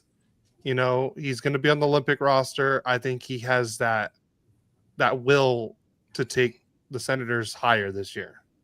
So okay, you're up again, Eric. I've got Tampa coming back. I mean, Vasilevsky with a whole year might be a nice addition for them. I mean, Kucherov. Where did Kucherov end in the points? Do you have that sitting there? I think Kucherov, Braden Point. The guy that I'm wondering he was about, number 1 with 121 points. Yeah, right. he won the scoring title. So right. Yeah. So I think he can. I think he'll replicate that and maybe not win it, but he'll definitely be up there. So the question I have is obviously like JJ Moser, guys like that are kind of guys that need to break out. So we'll see. But I've got them seasoned at number 2. Okay. Nice. And then that leaves Toronto at number 2 for me. Austin Matthews back to full health. I mean, we'll see him scoring 1 billion goals this year. It'll be interesting to see what happens with Marner. Oh, well, the situation with Marner, right? So that's a huge hole for them to fill. But I don't know. Maybe Maselli can pick up some of that playmaking, find what he was maybe earlier in his career. He got traded directly for Nicholas Waugh, right? So that will add some depth for them. I think he's going to play the 3C maybe for them. And then Dakota Joshua also came in. So there were no huge free agents available for them to directly replace Marner. But maybe with some of these depth moves, Austin Matthews being back to full health, they can be up, around that level again. So we'll put them second. Yep. I too agree that Toronto in second place in the Atlantic. Sometimes less is more. And I think maybe the distraction with that Marner had not signing last year might have hurt them even in the playoffs because they took Florida 7 games. So, I have Toronto coming in second, and then I get to be the first one to pick a first place team, and I got Tampa Bay winning the Atlantic. I think they're going to be tough. That's just one team that never seems to – they always seem to get something enough to be close. And with Florida hurt and injured, I think Tampa Bay might be the team to take it. That's what I think is going to happen. I agree. I have Tampa Bay also in first. They're running it back. They've got the same defense core. They've got basically the same top 9 forwards pretty much this year too. So I don't see why they can't be a Stanley Cup contender. I mean, they've done it more than once in recent years, right? And then also, I mean, when you have a guy like Vasilevsky, I mean, he's going to steal a game for you every once in a while, right? So exactly. I don't see why they can't win the division, why they can't be a Stanley Cup contender either. Well, they're very strong down the middle. They've got a guy who can score. They got a defenseman, Hedman, and they also got probably top 3 goalie in Vasilevsky. So why not? Eric, who do you have number 1? Well, I got to hang with the guys down in South Florida, so I'm going to stick with the Florida Panthers as winning this division. And that's just geared upon that's a team that's played together for a while. They get it. Yes, losing Barkov sucks, but at the end of the day, they do have some young talent that can step up. So like we were talking Lundell, but they added Marchand. So their second line is maybe not a top line, but it's going to get stuff done. And then their first line is really competitive with Reinhart and Verhaeghe and Bennett. So those guys, I think Florida comes back and does what they do. Their coach has been there forever. So, I mean, I think it's hard to beat a team that's got history behind it. All right. I also have Tampa Bay as well. Pretty much the exact same reasons as Kevin and my dad. They're running it back with mostly the same squad. So they didn't really lose much. I think they just lost 1 defenseman, but I still think that's not enough to – I think they have enough players there to keep them at the top. So I'm going to stay with Lightning at number 1. Okay. All right, so why don't you start with the Metro? Okay, so the Metro, even though they picked up the Michigan kid, if you get what I mean, I have the Flyers coming in 8th. Okay. I think Sid the kid, even though he's not a kid anymore, is gonna play well enough to elevate them over the Flyers. So I have Philly coming in 8th. Yeah, I mean, well, Crosby has had 3 straight 90-point seasons, right? So that's, I mean, hard to bet against him. Although I put them in 8th. a lot of I don't know, a lot of uncertainty there too, right? With the owners, I know FSG is their owners, and they own my favorite soccer team, so I'm sort of like invested in this whole situation with them right now. And I don't know, it sounds like they might get sold throughout in the middle of the year. I feel like they might be in the McKenna sweepstakes come the end of the season. Definitely will be if I'm right that they're finishing 8th. And I kind of think that's where they're going to be. There's new coaching staff there as well. So, yeah, not really going to be their year, right? Yep. Eric? I agree with Gary. I always looked at Philadelphia and said, wow, they've got this Tippett, Zegras line, that makes sense to me. But when you start to look in net, Ursan was not he's average, and he's their starting guy. So I'm kind of thinking this group's gonna need some more years on it. So that's why I've got them at 8. I don't trust Pittsburgh's goalies one bit. Jari's been either hurt or he lets in the first shot every time. I think I swear I think he is like number 1 in NHL history to give up a goal in the first shot of the game. I want to say, I know he's up there, but and they don't really have much around him. And they already talked about trading Malkin. He's not coming back. There's always rumors about Crosby, but I know he's saying he's not leaving. But it just doesn't look good for Pittsburgh, in my opinion. And honestly, they should be the team that does stay at the bottom.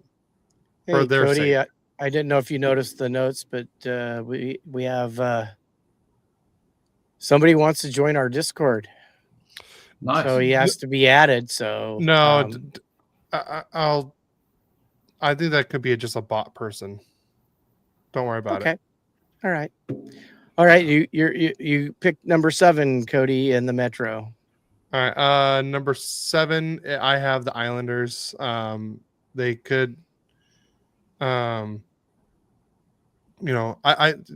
got Schaefer, but I don't know how much he's gonna be or anything like that. I don't know if he's gonna be playing with them or not yet. So I still don't think it's gonna be enough for them to do that well, but I have them at 7th pretty much. But I think Sorokin is the only reason why they're not last place for me.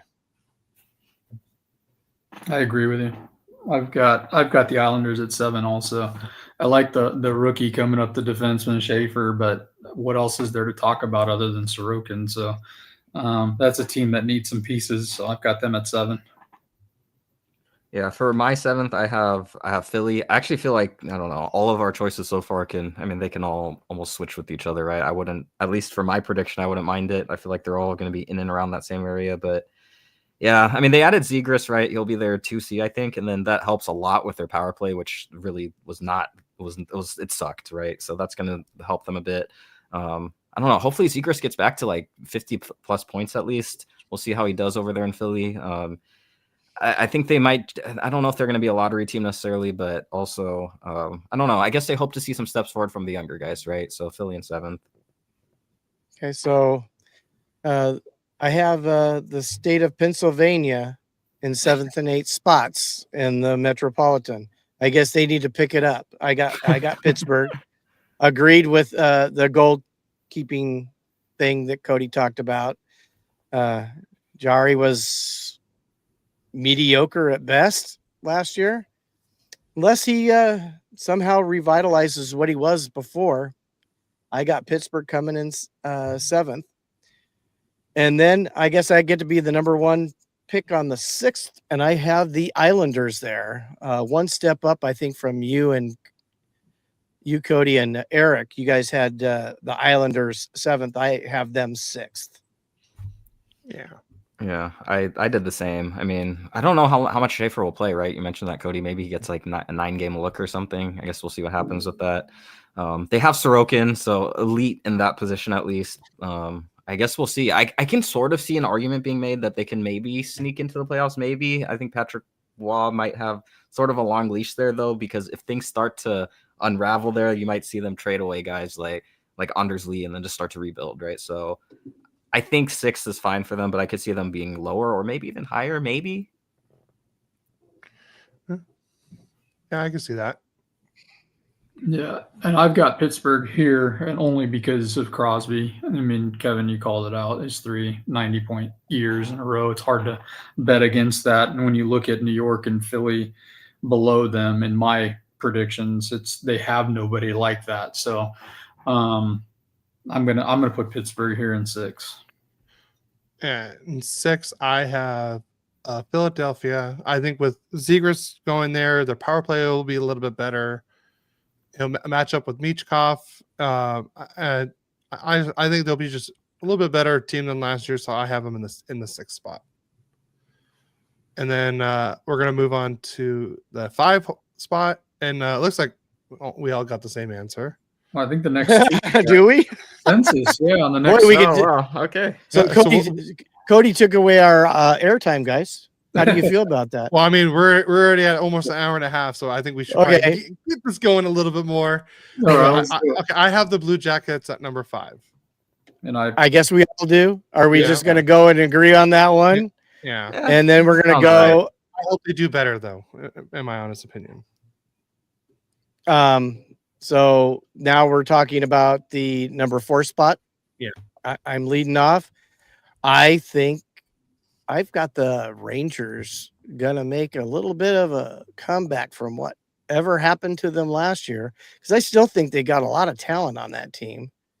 And and one thing about the Rangers, their number 1 offensive defenseman now has one of the best defensive defenseman, at least from last year, playing with them. They got Gavrikov to play with Fox, and I think that's going to make a huge difference in how they play. I mean, because Gavrikov was just incredible with the Kings last year. So I have the Rangers in fourth. Yeah, same. I mean, they won the President's Trophy a few years back, right? So, I mean, a lot of those faces are still there. A lot of them aren't. But that being said, I mean, that top pairing, right? Adam Fox and then Vladislav Gavrikov. I mean, when you look at it, Gavrikov was probably the best free, other than Marner, of course, he was probably the best free agent available, period. And that's a huge addition for them. We saw him even wear the A in some of the preseason games, right? So that's pretty cool. You have elite goaltending there. And then one man's trash is another man's treasure in JT Miller, right? So That's exactly. Well, they got a whole year of JT Miller, and captain. All of us in the JT Miller. Pacific, exactly, yeah. All of us in the Pacific, we didn't like when we had to play him, Right. Yeah. because he's a hell of a player, and he's going to have a little bit more of a being gelled with his teammates. I think the Rangers could be even up higher. After last year, I couldn't move them any higher than fourth. Yeah. So who? I took New Jersey. I just thought they were on the right track. Jack Hughes, full season. Jesper Bratt was a good one. And then their first line, their first power play team is pretty solid. So I'm just playing momentum there and put them at fourth. I'm gonna agree with the two Kings guys on here. I got the Rangers as well. I think they're gonna be better than last year. But I still don't think it's enough. I think they're just like a fringe wild card team at best. But with Shesterkin, that guy could probably steal 82 games a year for them. Yeah. So he's very good. He's gonna be worth that 11 million contract that he's getting a year. So who do you have at number 3, Cody? At number 3, I got the Capitals. I think last year with the whole Gretzky chase, the goal chase, and everything, they were flying high. Everything was going good for them. I mean, Logan Thompson was having a Vezina year. I'm not saying they're not going to be good, but I don't think they're going to be as good as they were last year. So, and I think last year I was the only one that thought they were going to be better than you guys did. By the way, You definitely had them higher than anybody else did. That's for sure. So, I know I didn't believe in them, and they got Dubois, and I thought Cancer went to Washington, and he wasn't Cancer. No, he's good. It was a good move for him, a good move for the Kings, because Ovechkin's vodka helped watch that. Kemper was in the Vezina finals, so the both teams benefit of that's one of the most even trades I think I've seen in a long time, at least for one season. Yeah. So, but that's why I have the Capitals 3. Eric, I took the Rangers here, along with what you guys were talking about. Shesterkin and JT being there I think they get a little bit better this year. I don't think they win the division, but I think they definitely will be top 3. Nice. I have the Capitals also, like you, Cody, kind of for the same reasons as you, right? Maybe they overachieved in certain areas last year, and this is maybe where they, at least in my mind, they more naturally sit. And they probably are going to lean a little more into the youth, right? I mean, guys like Ryan Leonard are coming up, so I feel like maybe that's what's going to start to happen over there. So maybe a slight regression or just maybe a little drop in their points total, but I see them in 3rd. Yeah. Dad? So I've got the New Jersey Devils there. And, Jack's had surgery. He's going to be healthy possibly this year. They just gave Luke Hughes a huge contract, and I think he's going to try to play to that. And, I mean, they've got an awesome team there. They could be dangerous. I think they could even be a Stanley Cup finalist if everything goes perfect for them. So I've got the New Jersey Devils, number 3 in the Metro. Now, speaking of that, I mean, I actually could have put them number 2, but I thought Washington had a better year last year, and maybe they're even going to get a little bit better because they won it last year. I think they won the division. They Yeah. didn't. They won the East. So Washington was number 1 in the East. Right, but they weren't number 1 to go to the finals. That was Florida. Well, obviously. But I have Washington at number 2. Nice. I went with New Jersey at number 2. I mean, the reasons you mentioned, I mean, they're kind of, they could be a sneaky like contender even, right? And I guess a lot of that hinges on Jack Hughes' health. I mean, he's had a couple of really serious injuries in the past couple of years, right? But Yeah, they've had a lot of depth scoring. I mean, Connor Brown comes in, and then last year might have been at the deadline when they added Cody Glass too, and that'll help too. So I could see the Devils being really sneaky good. I definitely agree with your take, Gary. well, not to mention he sure had a great year last year, and I thought he took a big step up. And if he does it again this year, it could propel them. So I agree. So, how about you, Eric?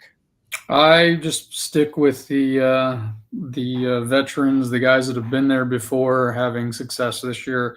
So I can't bet against Ovechkin and his leadership. So I've got him, Washington, in the number 2 spot here. And I have New Jersey's in the number 2 spot. So exact same thing as like Kevin was saying. I think Jack Hughes is going to have a full healthy season. He's going to be the first Devil to reach 100 points in a season. And I thought we were doing the 3 spot. No, we already did the 3 spot. Did everybody do the 3 spot? Yeah. Okay. We were on number 2. Oh, that's right. I did Washington, right? I was the first one to say Washington. Okay. You get to do number 1, Cody. Yep. And number 1, and like I said, I'll spoil it for everyone. We all have the same thing again. So I have the Hurricanes as the number 1. Just getting Ehlers, getting Keandre Miller, and I think Ehlers, that was like the perfect fit for him. And Carolina finally gets that big time scorer that they've been needing. So I have Carolina winning the Metro. So we're going to move on to the Central. Nothing to argue there, no. Yeah. All right, and then you want to speed things up with this one too. Okay. How we all have literally the 8 and 7 spots that's the same. Okay. In the Central. Okay. So we all have Chicago 8th and Nashville 7th. Anyone want to talk about it, or you guys want to move on? We can move on with that. Yeah, I mean, Chicago will be a little better. That's about it. I think Nashville will be a little better, but I don't think they're going to move up. Yeah, well, Chicago will be less old at least. Yeah, that's true.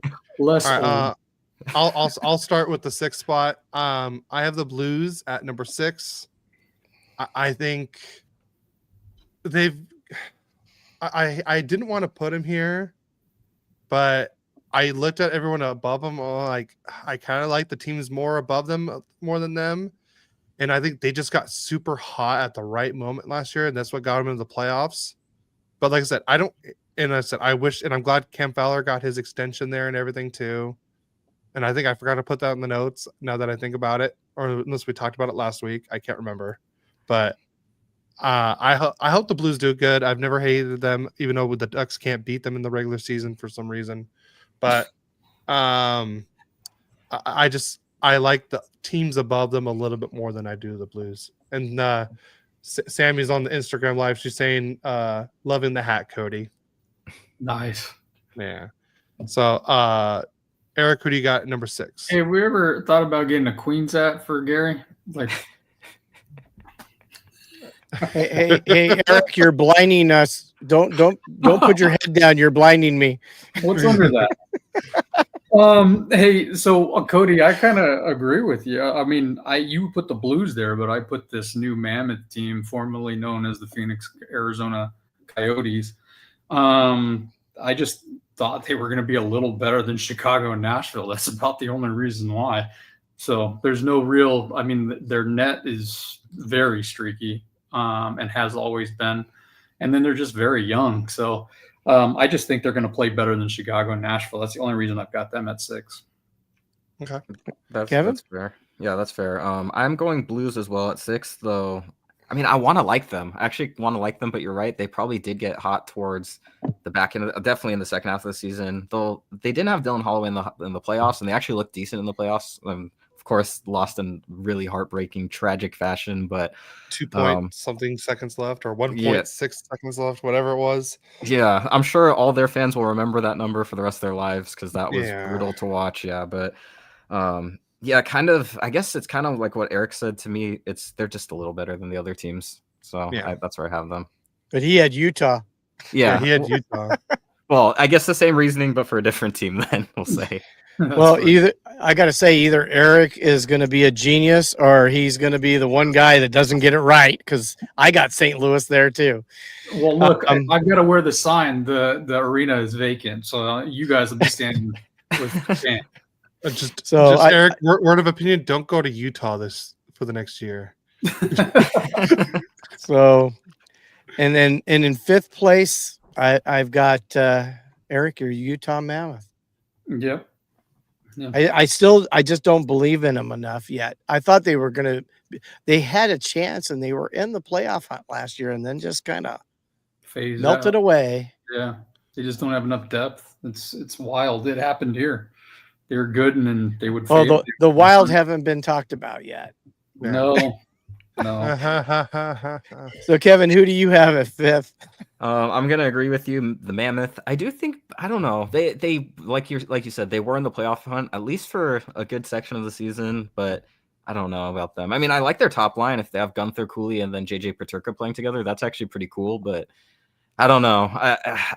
Yeah, fifth sounds right. I think they'll be on in the playoff hunt. I don't know if they're gonna make it in necessarily.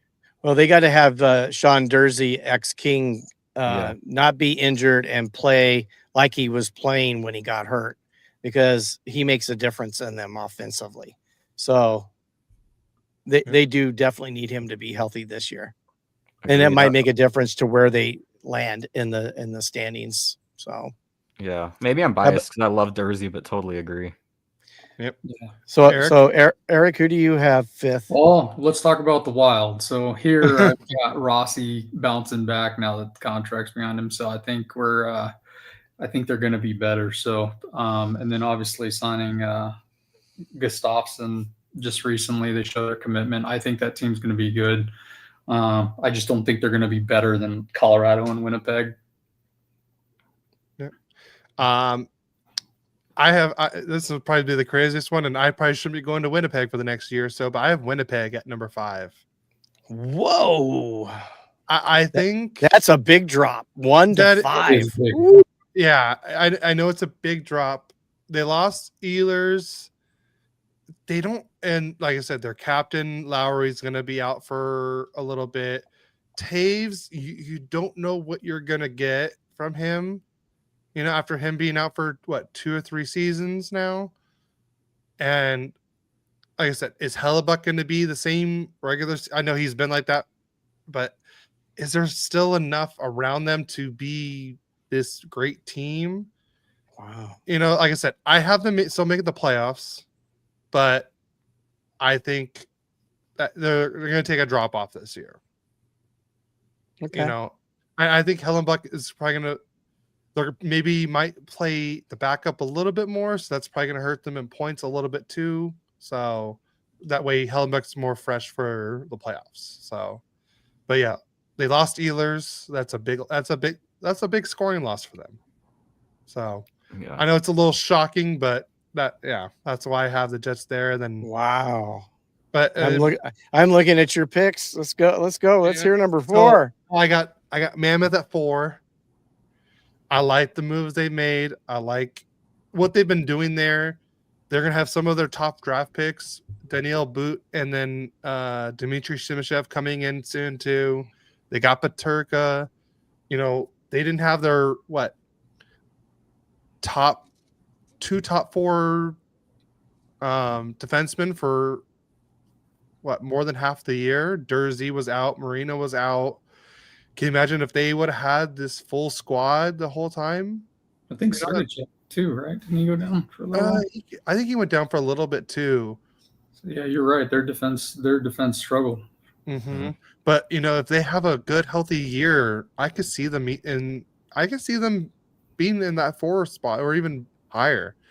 You They're know, capable for sure. yeah, Keller, looked really good after not making the 4 Nations team and wanted to prove a point. Logan Cooley's another year older. Vamelka looks great in goal. So, like I said, I have Mammoth at 4. Yeah, I know he played great against the Kings in that preseason game Oh yeah. in Utah the other night. He would believe me that I think the Kings could have won that game, but they got goalied by the Melka. So, who do you have, Eric? I put St. Louis here. So St. Louis to me, like I'm a big Bennington fan. I really think him and Hoffer are good. But I would when you look at the Blues lines, I feel like it's just like mismatched. There's good guys everywhere, but if they can figure out how to line those guys up the right way, I think that's a really good team. So I see them kind of hanging around the playoff conversation as one of those teams that's on the bubble. So I've got St. Louis at 4, and they're not going to be as good as the top 3 teams in the division. So they're just better than the middle group in this particular division. Okay, you're up, Nice. Kev. Nice. Well, I'm going to go with the Minnesota Wild in that one. It'll be interesting to see how they do, right? Eriksson Ek, Kirill are back. I mean, they only played, I think, less than 40 games each last year. So that's, or 40-something games last year each. So they'll have them back. They just gave out that huge contract, right? Like $136 million or something to Kirill. This has to be their window, right? This has to be the window if you're giving out that kind of a deal to someone. They've got to go for it now. I don't know if it will be, though. It is their window. So we'll see. I think they're going to get in the playoffs, and then we see what happens. They tend to struggle in the first round as we also have Gary in the first round, but I think for them, it's might even be even more brutal. So we'll see how that goes. 8 years? I want to say. Something like that, right? Like 8 in the last 10 or something, that they've made it and they've lost in the first round every time, right? So you'd hope they'd push on with a player on that kind of a contract. It's got to be their window, but I guess we'll see. I don't know. Well, in 4th place, I have the winner of our March Madness tournament simulation, the Minnesota Wild. When I heard that, I was going like, "That's wild." That's wild, yeah. So, I mean, because Cody did the simulation, he really didn't tell me what happened. I was surprised on the podcast, and I was shocked that the Wild did that. But when their number 1 line is going, I mean, they're something. I mean, all 3 of them had 3 points in the game against the Ducks, and then the next night or the night after that, they played the Kings, and the Kings defense didn't let them score any. So, Minnesota, when they're on, and when they're not, they're not. That's why I couldn't move them up any higher than 4. Very for hot me. and cold team for sure. Yes. And then number 3, I've got the Central Division last season champions, the Winnipeg Jets. They didn't fall that many spots in mine. I have them at number 3.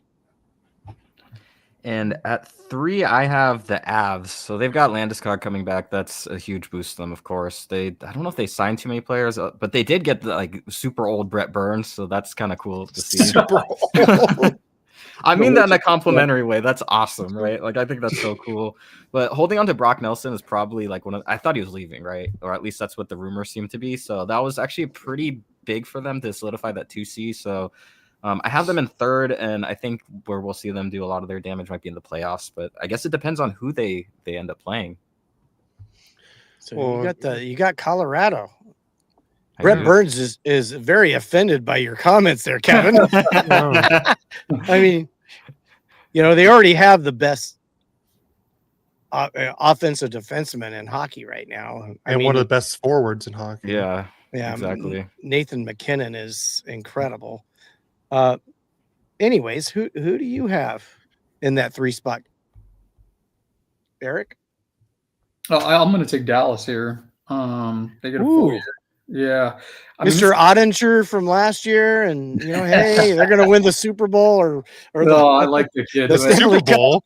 That was a joke. They're that good. I think the problem was I just think Colorado and Winnipeg are better teams than those two for the reasons that were kind of mentioned. Of the three teams, I think Dallas is going to be the worst of them, and it's going to be, what are they going to do with Ottinger? Like, I mean, you saw all the fallout from the playoffs and the head coaching change, but the good thing is they do have Mikko for a full year, so then we'll see what that looks like. But definitely these 1, 2, and 3 in this division could easily interchange quickly. That's for sure. I agree with you there. Yeah. How about you, Cody? I have the Wild at 3. Kaprizov should be healthy for the whole year. Gustafsson just got that extension. He's definitely a number 1 goalie. Faber in the back, Spurgeon as the captain, Eriksson Ek, and that they finally got that contract drama done with Rossi. I think this team could be a very competitive team in the Central. So I'm gonna go with the Wild at number 3. And then to lead us off at number 2, I have the Avalanche. They got Burns. They got like I said, probably the number 1 defenseman and the number 2, possibly number 1 forward in the league with McKinnon. The rhinoceros on skates, as Merrick likes to call him. And then they got their 2 goalies too, with the wood shop back there, Blackwood and Wedgwood. So right. I like their setup that they have there. So I'm gonna go with them at 2. I agree with you, Cody. I think, and then getting rid of Gorgiev was that their goalie at the start of last year. He struggled and gave up a lot of games for them. They would have been a lot better last year. So I agree. Though I don't know that the wood shop is exactly what they want, but those guys will do better than what Gorgiev gave them. And then you mentioned it best. I mean, Makar and McKinnon are hard to beat. So I've got them 2. And I agree with you guys. I guess I disagree with my fellow Kings fan on this one. I got Colorado in second place. Just because McKinnon, Makar, they're incredible, and you got to have a full year of Landeskog, and they still have Netches on the team too. Yeah. Oh, that's gonna be at least for this year. Yeah. I think he's going to blend with them even better after the trade. We're up a Rantanen 2.0 now. Oh no. All right, Kevin, who'd you have at 2? Since my dad skipped the line. So at 2, I had the Jets. I did that just because he's different. Yeah, I know. I'm just... Yeah. Well, I have the Jets at 2, but for me, it's more of the Jets I see as like this regular season team. So that's why I have them ahead of Colorado. I don't disagree with you guys and your points on Colorado. I actually think that they are probably the second best, at least in my opinion, in the division. But the Jets just seem to, I don't know, they're just going to be such a hard team to play against night after night after night over an 82-game season. The one thing I would say is that I don't see them being as huge of a threat once they're in the playoffs as we saw right last year as well. I mean, they added a few players, but they're all really old, right? They added Jonathan Taves, who looks like might be their 2C at least to start the year. That's concerning. I feel like he hasn't been playing in a while. It's been a couple years, right? And then they added guys like Gustav Nyquist and Tanner Pearson, a Kings legend, of course, but they're all old. So we'll have to see how that goes for them. I think they finished second. They'll be a tough team to play against, but come playoff time, well, hopefully Hellebuck is what we see from Hellebuck in most of the regular season, at least for their fans. So, it's funny is like a number 2, one person was different than the and the same thing with the first. Yeah. So and since I did skip you, I will go first for the first place team. I have the Dallas Stars. And I just think Ottinger's getting better. And they got Rantanen for the full season. I know Ben's out for a while, so that's going to hurt them. But they always seem to find a way, and they always have some guy that's coming up. I mean, that they picked up in the draft, even though they don't have a lot of high draft picks. They seem to draft really well. And I think some young guy's going to come up and cover for Ben, and they're going to come in first in the Central. I agree. And you know what? The 2C Wyatt Johnston, he's an interesting kid. If you watch him, I think he might be the guy you're talking about, Gary. Yeah, he's great. Yeah, so I mean, I agree with you. I have Stars first. DeBoer's gone. I mean, we know that he didn't like Ottinger, at least not during the playoffs.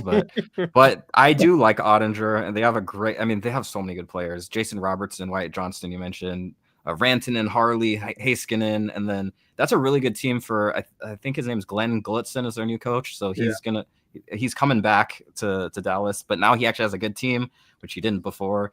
They're just going to need they're probably going to need some of the younger guys, maybe like Sam Steele or something to step up, because they did lose like Dodonov and Mason Marchment. So that's some depth scoring that needs to be replaced. They find a way, right? It's Dallas. I think I agree. Yeah. Well, and Dave Smith was actually a pretty good second goalie. So that team definitely can win this division. Yeah. I agree. And then I'm Eric, I'm gonna just skip because I have the exact same thing as them. I have the Stars for the exact same reason.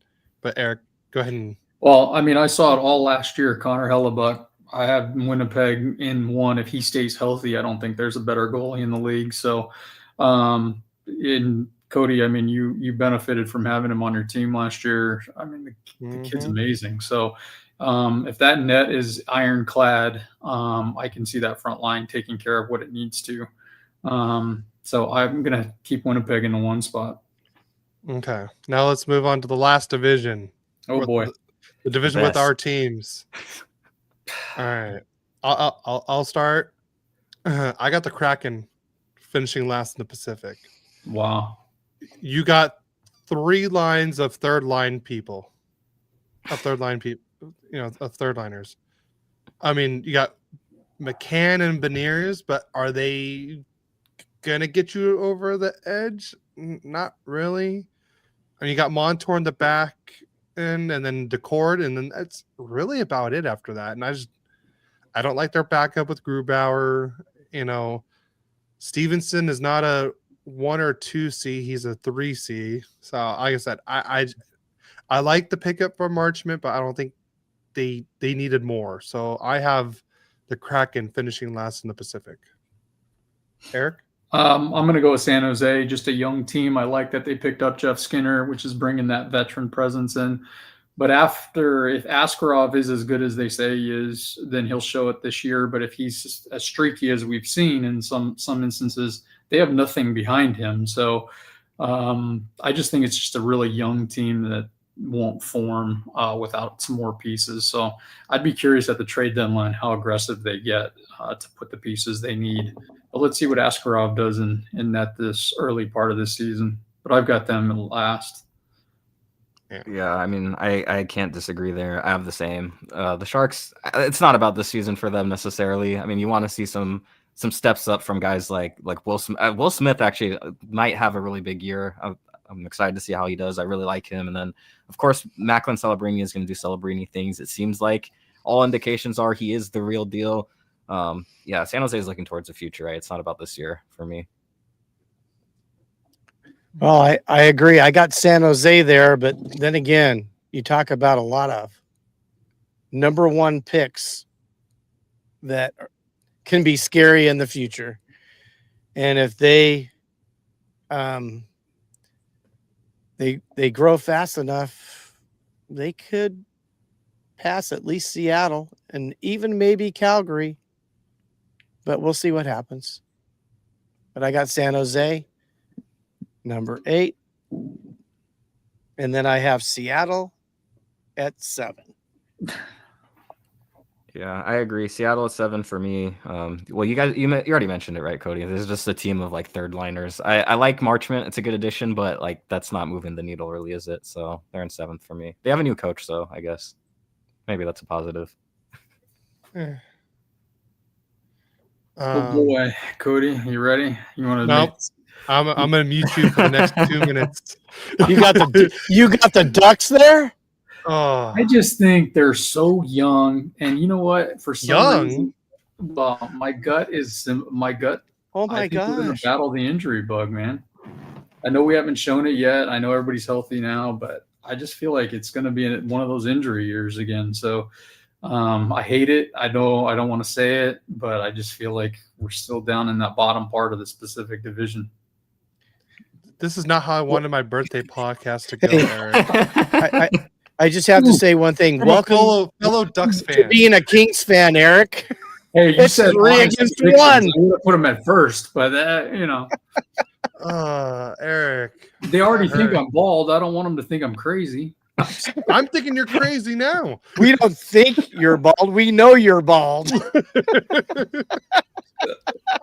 So, Okay. Eric. So I have. Should we sing Sharks at happy 7. birthday to Cody right now? Yeah, God, now's the no. time. So I have the Sharks at 7.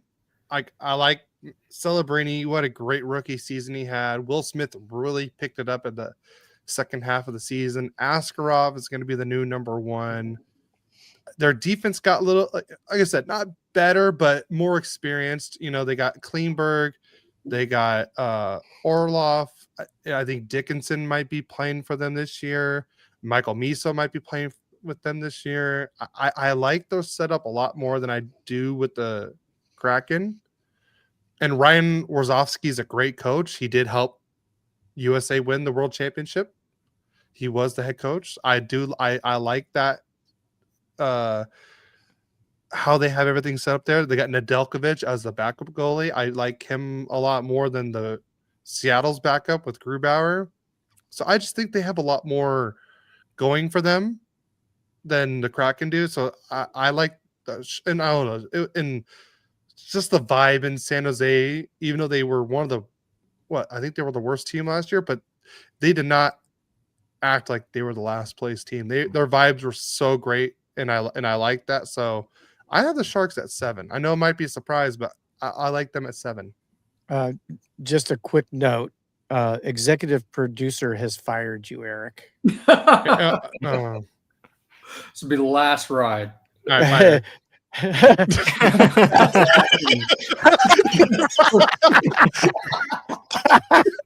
That's You awesome. Eric, you know who the executive producer is, don't you? No. Mama Quack. Mama Mama Quack, my wife. She goes, Eric is fired in the comments. We love it. Oh, there it is. no. That was funny. We love it. All right, for our audio listeners, if when after my mom said Eric is fired, I removed Eric for 2 seconds off the screen. Oh, I you know brought what him would have been back. great is to have his daughter with one of those hooks and just pull him off. Oh God. So is Stephanie or your other daughter available? Because you're since you're Sienna fired. and Jessa. Yeah. Hopefully they have better predictions than. Maybe next year you should get their predictions. That would be awesome. You know what? Yeah. I should ask them next year. Yeah. Mhm. Let's just So- hope mine will come out to be right. I could be right on everything else, but All right. this one maybe not. But Eric, I hope you're wrong. So okay, so now we're at 6, right? Actually, aren't we coming back our way? Yeah. So Or did we? since I talked about the Sharks last, Right. Yeah, So- you're on 6. so I start with 6. Yep. So I have Calgary at 6. I thought last year was kind of a bit of an anomaly for them. You know, I thought just Dustin Wolf just literally carried this team on their back to the 96 points and being a point out away from the playoffs. But I don't think they're going to live up to it. Like again, they didn't really get that much better. I mean, yeah, they have Frost and Farabee there now for the full season, but I like the teams ahead of them a lot more. And the other teams I thought got better. So I have them at 6. And then I've got Seattle at 6. I mean, at this point, they've got so many injuries. It's not even funny. But if they were healthy, I would have them at 6. This team, we'll see when McCann, Stevenson, Dunn, Montour, everybody's hurt. I think Kakko is out also. So, I mean, if the team's healthy, it's an older team.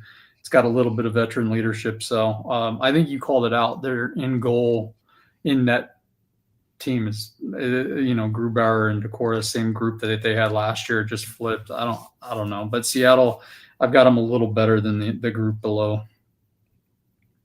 Nice. I've got Calgary. I mean, Cody, you kind of mentioned the reasons. I don't know if they were really hot last year, but I feel like a lot of that was being carried by Dustin Wolf, right? I mean, what he did was incredible, and I guess we'll hope to see more of that from him this year. But like you, I think maybe the teams ahead of them I like more, and I have more reasons to like them. So I think they're going to be 6th.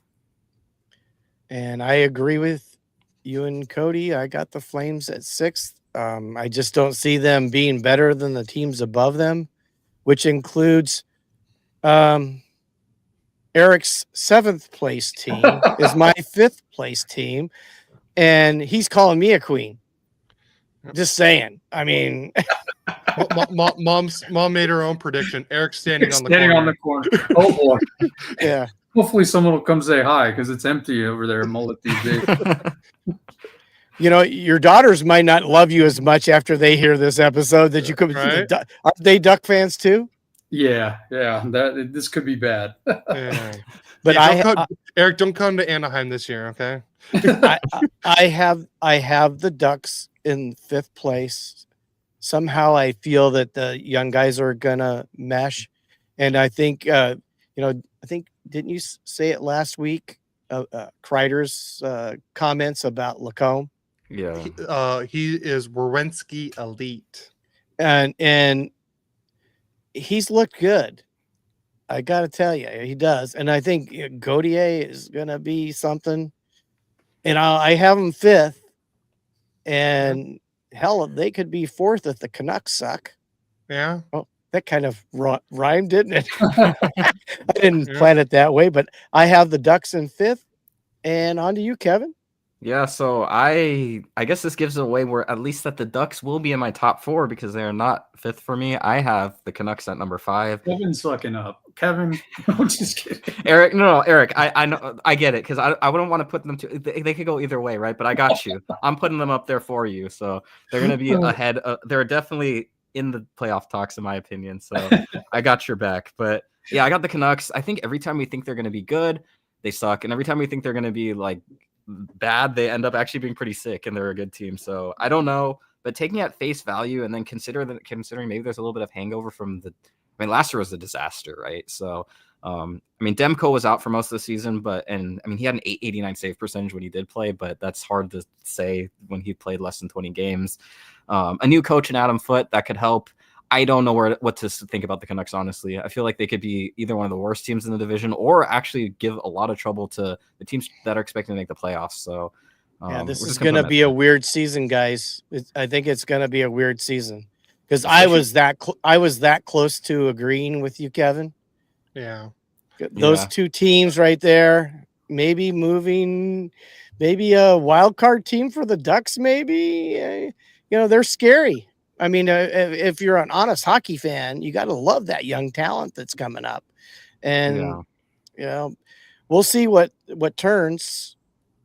So, obviously, Cody and I were in agreement. The Ducks in 5th. Now looks like Kevin and Eric agree, right, Eric? We do, yeah. I'm an Adam Foote guy, so I think. Well, you spoil my pick. Happy birthday, son. Yeah. Happy birthday, buddy. We're just rolling right over here. No, I just Kevin said it best. It's one of those teams where you got to put them in the middle because they never meet expectations either way. So I do like Adam Foote there. I think he's going to be better. I would put him in the top 4, but I'm a Dustin Wolf guy, so I've got Calgary at 4. Not to spoil that, but basically, Vancouver's kind of sitting in that middle spot where they perform. Sorry, you already spoiled it. Yeah. So in the 5 spot, I have the Ducks. And since I got the 4th one too, I'll just go into I kind of play with both of them. This one I had the hardest time picking between who to put at 4 and 5. Me too. But I just think that the reason I put Canucks more is just because Quinn Hughes is the second best defenseman, could be the number 1 defenseman in this league. Demko, when he's not, injured and he's healthy, he's top 5 for the Vezina easily. And of Elias Pettersson, what are we going to get from him? He came back with 12 to 13 pounds more of muscle and stuff like that. The only issue I had with Vancouver was not the new coach and everything. I think that might help with Quinn Hughes and everything, but was like just after that, you brought in another cancer with Evander Kane. You brought in your second line center's Philip Hedl. Like I don't hate Hedl, but he's more of probably a third line center, not a second line center. But I do like what they're doing there. I just like they just have more top talent than the Ducks do right now. So that's why I went with the Canucks over the Ducks. And yes, that did rhyme, Dad. So so 5 I have Ducks, 4 Canucks. So who do you have in the 4 hole batting cleanup in the Pacific, Eric? I got Calgary. I'm just a big Dustin Wolf guy. I might be. Trust me, I love Wolf, but it's just the rest of the team. I know. I might be fanboying on the Hellebuck thing with Dustin Wolf here, but I think he's really good. You're right. The rest of the team is a big question mark, but you got an ironclad goal, you can win some, and so we saw that with Hellebuck last year. So let's. I'm just kind of running with that ideology there when I've got them at 4. I definitely could see that happening for sure. I mean, we literally saw it happen last year, right? Dustin Wolf carried them into the playoffs pretty much. So wouldn't argue against that happening, but I did put the Ducks as my number 4. Yeah, I know it's hard to say because I mean I'm coming on in front of you Ducks fans, and my whole life you guys are right around the corner, and for a lot of it you guys had a much better team than us, so it was hard to watch, at least when I was growing up. And from the outside looking in, Jackson LaCombe is special. This guy is something special, Werenski-esque. I can see that for sure. And I love Cutter Gauthier. This guy is just so good. He is amazing. I hate that I love him so much, but I do. So many good players on this team. If they can all gel together, I mean, looking at the lineup top to bottom, I mean, this is like the exact type of team. Like if I wanted to go in NHL 26 or something and like build my own like lineup and build my team, this is how I'd want to build them. I mean, this is awesome. The Ducks have a very bright future. Even if it doesn't happen this year, it's going to happen pretty soon. I think you get Quenneville in, proven winner, of course. You get Peter Mrazek now to back up Dostwal, so that'll help you guys too. Thank you for saying it right. Yes. And by the way, Kevin, since Eric is fired, my mom likes you, so you're a keeper in this now. I'm mad at myself for this, to be honest. But yeah, Granlund. Oh, I'm not. You're good. 66 points. I mean, last season, that's a huge addition for you guys for depth scoring. I mean, Kreider adds to the whole New York Rangers field there, so maybe some chemistry there. I see the Ducks, again, if it doesn't happen this year, it's going to happen very soon. This team is just too good. Agreed. Okay, so before I give my 4th place team, I just find it funny that the 2 Kings fans actually rate the Ducks higher than the 2 Ducks fans do. No. You and I had the same, so don't. Yeah, but well, of course, the fired one, as we'll call him now. You guys at what? 7 and 5. You average 6. Ours are 4 and 5. We're 4.5. Yeah, but you're a better team. I mean, on paper, no, we have the Ducks at 4.5. You guys have them at 6. Listen, come on, Eric. I'm carrying this Ducks half. Anyways, I have the Canucks there, and the only reason I had the Canucks over the Ducks, of course, again, I'm rhyming, Cody, is because I think Pettersson's gonna have a breakout year this year. And between him and Quinn Hughes is going to be healthy. And I think that's going to just pull them up just above the Ducks. So I have them in 4th. And then my 3rd place team is the hated ones. Yeah. McJesus and Draisaitl and Skinner. They're going to come in 3rd just because they don't have their you win Stanley Cups by having the role players that play their roles well. And I just don't think the Oilers role players are not as good as they've been the last 2 years. So I have the Oilers coming in 3rd. I agree with that. Yeah, they've lost quite a few, right? Like Connor Brown, Evander Kane, and then Arvidsson as well, I think are all gone, right? So that's yes. Yeah. So that has me putting them in third as well. For the Oilers, it's about the playoffs. Get in and then figure it out from there, right? I think they're kind of like Florida situation. Both teams that made it to the final last year, I think it's the same situation for them. And both of them, actually, in the Oilers' case, they didn't have home ice in the first round either. So I could see that happening for them again. Third sounds about right to me. And I feel like the other two that I picked are better regular season teams, maybe, or at least I see that happening this year. So for that reason, we're going Oilers in 3. Okay. And I'm going to go with the Queens. They are going to be third. I think they're a really good team. I think they're definitely somebody to talk about this year.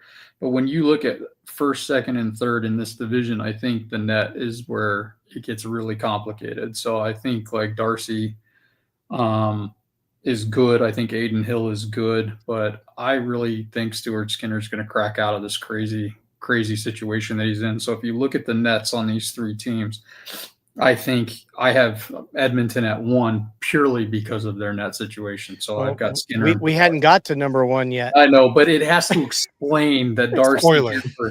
All in favor of firing Kevin, raise their hand. I mean, Eric, not Kevin. Eric. But yeah, I mean, basically that's how I looked at it. So I've got Los Angeles at 3 here, playing it against the net situation there. So at 3, I also have the Oilers. I as much as everyone talks about how the Kings had the worst offseason pickups, which I don't think they had the best, but I don't think they had the worst. Role players. Huh? They got role players. They got better. They did it last year, and everybody picked on them, Cody. And I didn't. And it worked for them. And Yes. I think it's going to possibly work this year. You know, Yeah. We'll see. Still Go in my ahead. spotlight. I am. As I was saying, the Oilers, I thought got a little worse. You know, yeah, they got Ike Howard and Savoy coming up, but you know they lost Perry, they lost Connor Brown, they've lost Kleinberg. And, you know, I know he barely played there, but they've lost a lot of their main depth players too. And the Kings picked up some great depth players. Like the Kings struggled on the 4th line, they struggled on the third pair defensively, and they got better in both those spots.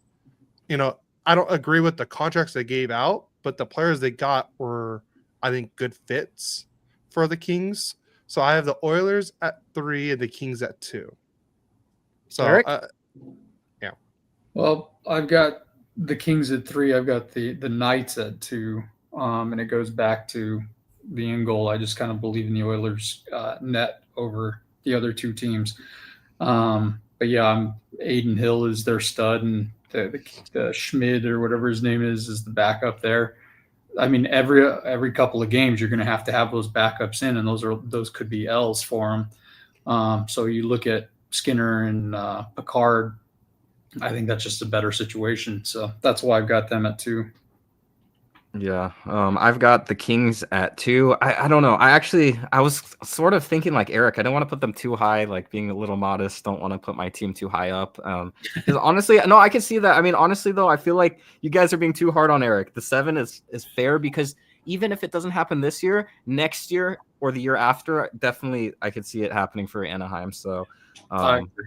I'm with you on this one, Kevin. Sure. United. Exactly. But yeah, Damn it, Kevin, we just started liking you. I'm sorry. I'm speaking what's coming from my heart, right? So, but yeah, no, the Kings. We saw everyone and their grandmother saying the Kings had the worst offseason of any team in the NHL, and honestly, I just don't see that being the case at all. It was not exciting, not the kind of thing that gets you out of your seat and you go like, yes, like this is it. But and even so, okay, let's just say that the Kings did lose some players. Gavrikov is a huge loss. Jordan Spence, you're losing a right-handed puck mover, which is something the Kings probably need.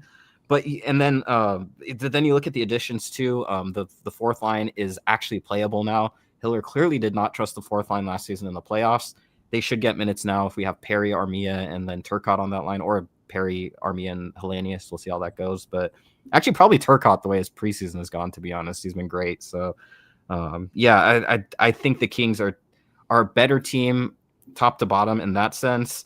And that doesn't take into consideration what you mentioned, Gary, right? The steps forward that a lot of these players will take. You mentioned Byfield, Clark as well. LaFerriere, too, could be taking a step forward. He started off really hot last year, definitely fizzled out, but imagine a full season of him being at least close to what he was at the start of the season. Could see him put up 25, close to, I don't want to say he's going to have a 30-goal season yet, but he's getting, playing on a line with Byfield and Fiala now that they've clicked, I can see him being a lot more, at least putting up a lot more points than he did last year.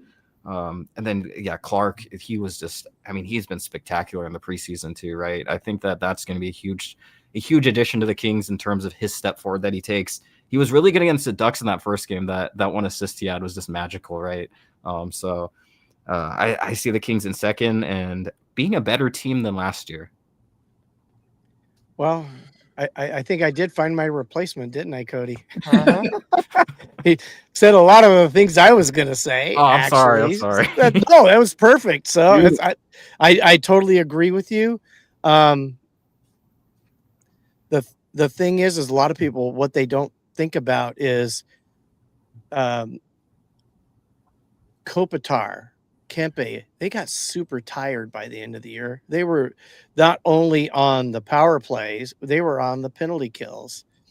And Armia is going, he had the fourth most minutes playing shorthanded of anybody in the NHL last year. So he's going to be on that number one penalty kill line. It's not going to be Kempe and Kopitar. Well, it might be Kempe.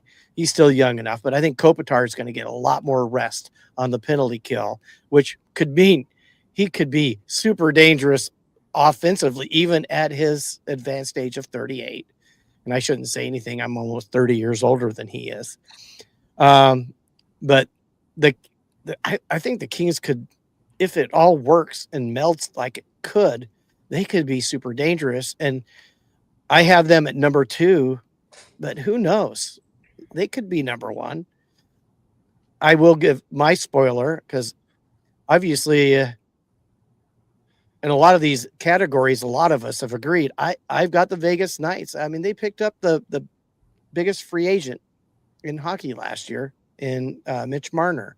Now, I'm assuming he will meld incredibly well with Jack Eichel if they re-sign him, because he's going to be a pending free agent for next year, and he's looking for the contract just like McJesus is, and he's going to get a big raise. I have the Knights number 1. Agreed. Knights number 1. Marner, Eichel. That's I don't want to say all the great things that there is to say about Vegas because I don't like them, but there are a ton of great things to say about them. They're too good, right? They're gonna be in first, in my opinion. Agreed. I'm with you guys. Eric. Oh, Eric already gave it away. His. Yeah, I have to go. He blew 3, 2, and 1 all at one time. Oh. I got the Oilers in 1, and that's only because they've been there, they've done it. It's hard to go against a winning philosophy. So I got to give credit to that. I do see what you're talking about in Vegas. I think they're going to be really, really good. Actually, I have them winning the Stanley Cup this year, but at the end of the day, I think the Oilers will win the division. Okay, so now we have our the Knights go out to get a better backup goalie. Well, they already did. Well, I think it'd be better than this guy. Okay. All right, so let's do our Stanley Cup final predictions. Oh boy, Dad, you go first. Okay, it's go big or go home. I originally thought the Knights, but they cheat, so I'm not going to pick them this year. And I know I'm going to get in trouble, but that's okay. It won't last that long. I can take it. I think Carolina they're ready. Florida being injured. Honestly, if Florida was 100% healthy, I would have said Florida again. They have all the role players. They have everything lined up, but they're missing their star, the guy who plays defense and offense. Barkov is going to be a huge miss. Having Kachuk out until Christmas time or so, or maybe even to January. We'll see. I just think the Canes are going to win the East. And you heard it here first on Royally Quacked. The Kings are going to be in against the Canes in the Stanley Cup. They're finally going to get past the first, second, and third round and make it to the Cup. And then losing the finals because they have Perry. Oh boy. Perry's going to make the game-winning goal in overtime in Game 7. Perry's going to get traded to the Ducks. All right. Wouldn't surprise me if that happened. Who's going second? Kevin, who do you got? Okay, so I've got originally actually I had Tampa Bay and Dallas, and I don't know what. So I could see either of those teams doing it as well for sure. But yeah, I don't know. Something in my heart said the Canes. I think this is the year that they do it. Ehlers added. I mean, that's what they needed, right? They needed a goal scoring winger in their top six, right? And that's what they got. He's amazing, and he was basically a point per game player without being that guy. So last season, so that's pretty cool. Going to be playing with Jarvis and Aho. That's an insane top line there. And then you have Stankoven and Svechnikov on the second line. Svechnikov, I mean, he's almost a point per game player in the playoffs the last 2 years. So expecting big things from him again in the playoffs. I mean, they're really deep up as far as their forwards are concerned and on the blue line. So I see this team really, I don't know. I really see them pushing on and actually doing it. And Nikishin will have a full season now there too. So their defense is faster and younger. I can totally see them doing it. And then the other side of it is Vegas, who unfortunately I see going all the way as well. They're just too good. And I again don't want to say all the things that are great about them because there's too many great things to say. They always find a way. And like you mentioned, Gary, they're cheaters. So even if they can't find a way, they will find a way. So no, I'm kidding. But yeah, I mean, either way, I do see it being Vegas and Carolina in the final. Okay, Eric. And I've got the Lightning coming in. I hear you on the Carolina thing, but I think a healthy Lightning team. They historically are good. They've got a lot of, I mean, Kucherov and Vasilevsky's the one that if he can stay healthy, he can be the best goaltender in the league too. So I think they've got the makeup on paper right now, and if they stay healthy all year, they'll be there at the end. And then the Knights, I think, Gary, you said it best. They went out and got the best free agent. I think they have some gaps they've got to fill. If they're healthy all year long, I think you got the Knights and Lightning in the Stanley Cup this year. And I had a different one before, but I wanted to be a lot different than everybody. I have the Devils and Stars in mind. I feel like the Devils, this is their year, a full year of healthy Jack Hughes. They have their goaltending. They're pretty stacked defensively. I like their full team. And the Stars, a full year of Rantanen there. Robertson is going to probably try to prove something because he didn't make the Four Nations team, so he's probably going to want to try to prove something to make the Olympic team. Same with Ottinger; he probably wants to prove that he's the number one USA starter. So I think this is the year the Stars finally get past that Western Conference final and get there. I don't know who's going to win between these two, but those are my two that I'm picking. Well, we didn't actually have to pick a winner this time. No, we will have, when we get into playoff time, we'll have who the teams are. We'll probably maybe have the same group try to make predictions again. It was awesome, but I have a question that I want everyone to answer. Who's going to score more points, Celebrini or Bedard? That's the final question of the podcast.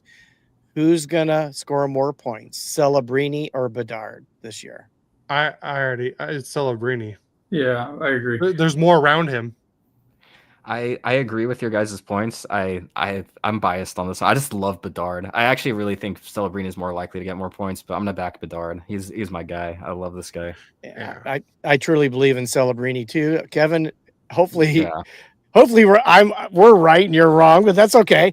I mean, I do call them the Chicago Bedards, anyways. I do not call the Sharks the Celebrinis, though. So, but anyways. Interesting thought. We'll see what happens this season on that at the end, and we can go back, listen to this one, and see who we predicted to win that. So, does anybody have anything else? No, I think we covered everybody, right? So Cody's going to probably take us out, guys. Don't leave. Oh, yeah. So before we leave, please don't forget to follow and subscribe to us on YouTube here or in Twitch. That we can always watch a live stream. We'd really appreciate it. If you get that like spike going too. I know Adam likes to usually put that in the comments. But let's try to get more likes on these videos for us. It would really help us out. Don't forget to go on all the podcast platforms. We're on everywhere. Leave a review and a rating. And we actually got a new review. We got a 5-star, and the title says "Quack," and it says, "Great podcast with great people. All the news you need on the Ducks and Kings. Gross. These guys have a lot of fun, and I'm glad I can call them friends." And that was from Chris from Late Arrivals. Thank you so much, Chris. Yeah, I love them over there. They've been great supporters of ours, and They really have. I was actually listening to them on the way home last night. So they're funny. Oh yeah, they're hilarious. Like I said, the reviews and the ratings really help us out a lot too. Follow us on all social media at Royally Quacked. And like I said, if you have any questions or comments, feel free to direct message us. We're here for you guys. We love the game. We love to talk about it. So we've met some great people along the way. We got Kevin here. Sadly, we already knew Eric. You did. So, but like I said, just all the people we've met along the way here, it's been so amazing. Just the podcast friends we've all made and the connections we've made throughout since we've started this. So. Yeah, it's been so much fun and met a lot of neat people. And if we could say the same thing about our umpiring days, because two of our best special guests are people we umpired baseball with. So and we're definitely having fun with it. So I look forward to it every Saturday, even though I worked about 60 hours this week, 5 days. So that'll be me in the wintertime. So I understand.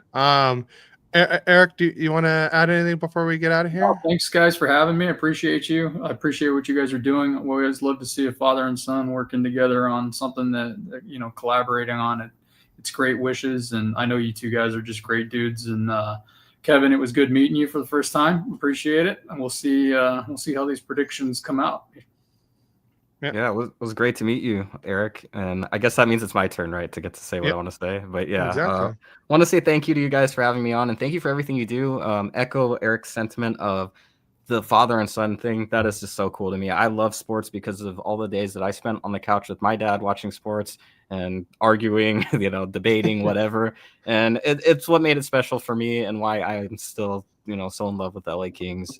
And I'm just grateful to get the chance to hang out with you guys and for what you do. So thanks for being a part of my morning routine also. Yeah. Awesome. All right. Well, just we'll tune in next week. And guys, we have regular season hockey this week. Yes. Oh, wow. No more of this unbearable off season, horrible streaming on these preseason games. We're going to have regular season hockey. No first period. From Victory Plus from the Kings Ducks game, that one. No, that wasn't Victory. No, Victory. It wasn't. The Kings website was off. Yeah, there was no Victory Plus last week for that game. The Bakersfield, there was no Victory. So we had to depend on the poor Kings podcast, and that was terrible. And yeah, we couldn't watch it for the first 2 periods or something. We missed the CC goal. I heard the CC goal. Yeah. I didn't watch it anyways, but. Yeah. Hey, Gary, I just realized something. Is there a reason? Did you wear a hockey mask when you umpired because you were a hockey fan, or was there another reason? All right, let's get into this debate after we log off. So, long story short, yes and no. Okay. But all right, well, we'll see you guys next week on episode 83 of Royally Quacked. So let's go, Ducks. Go Kings, go. See you next week.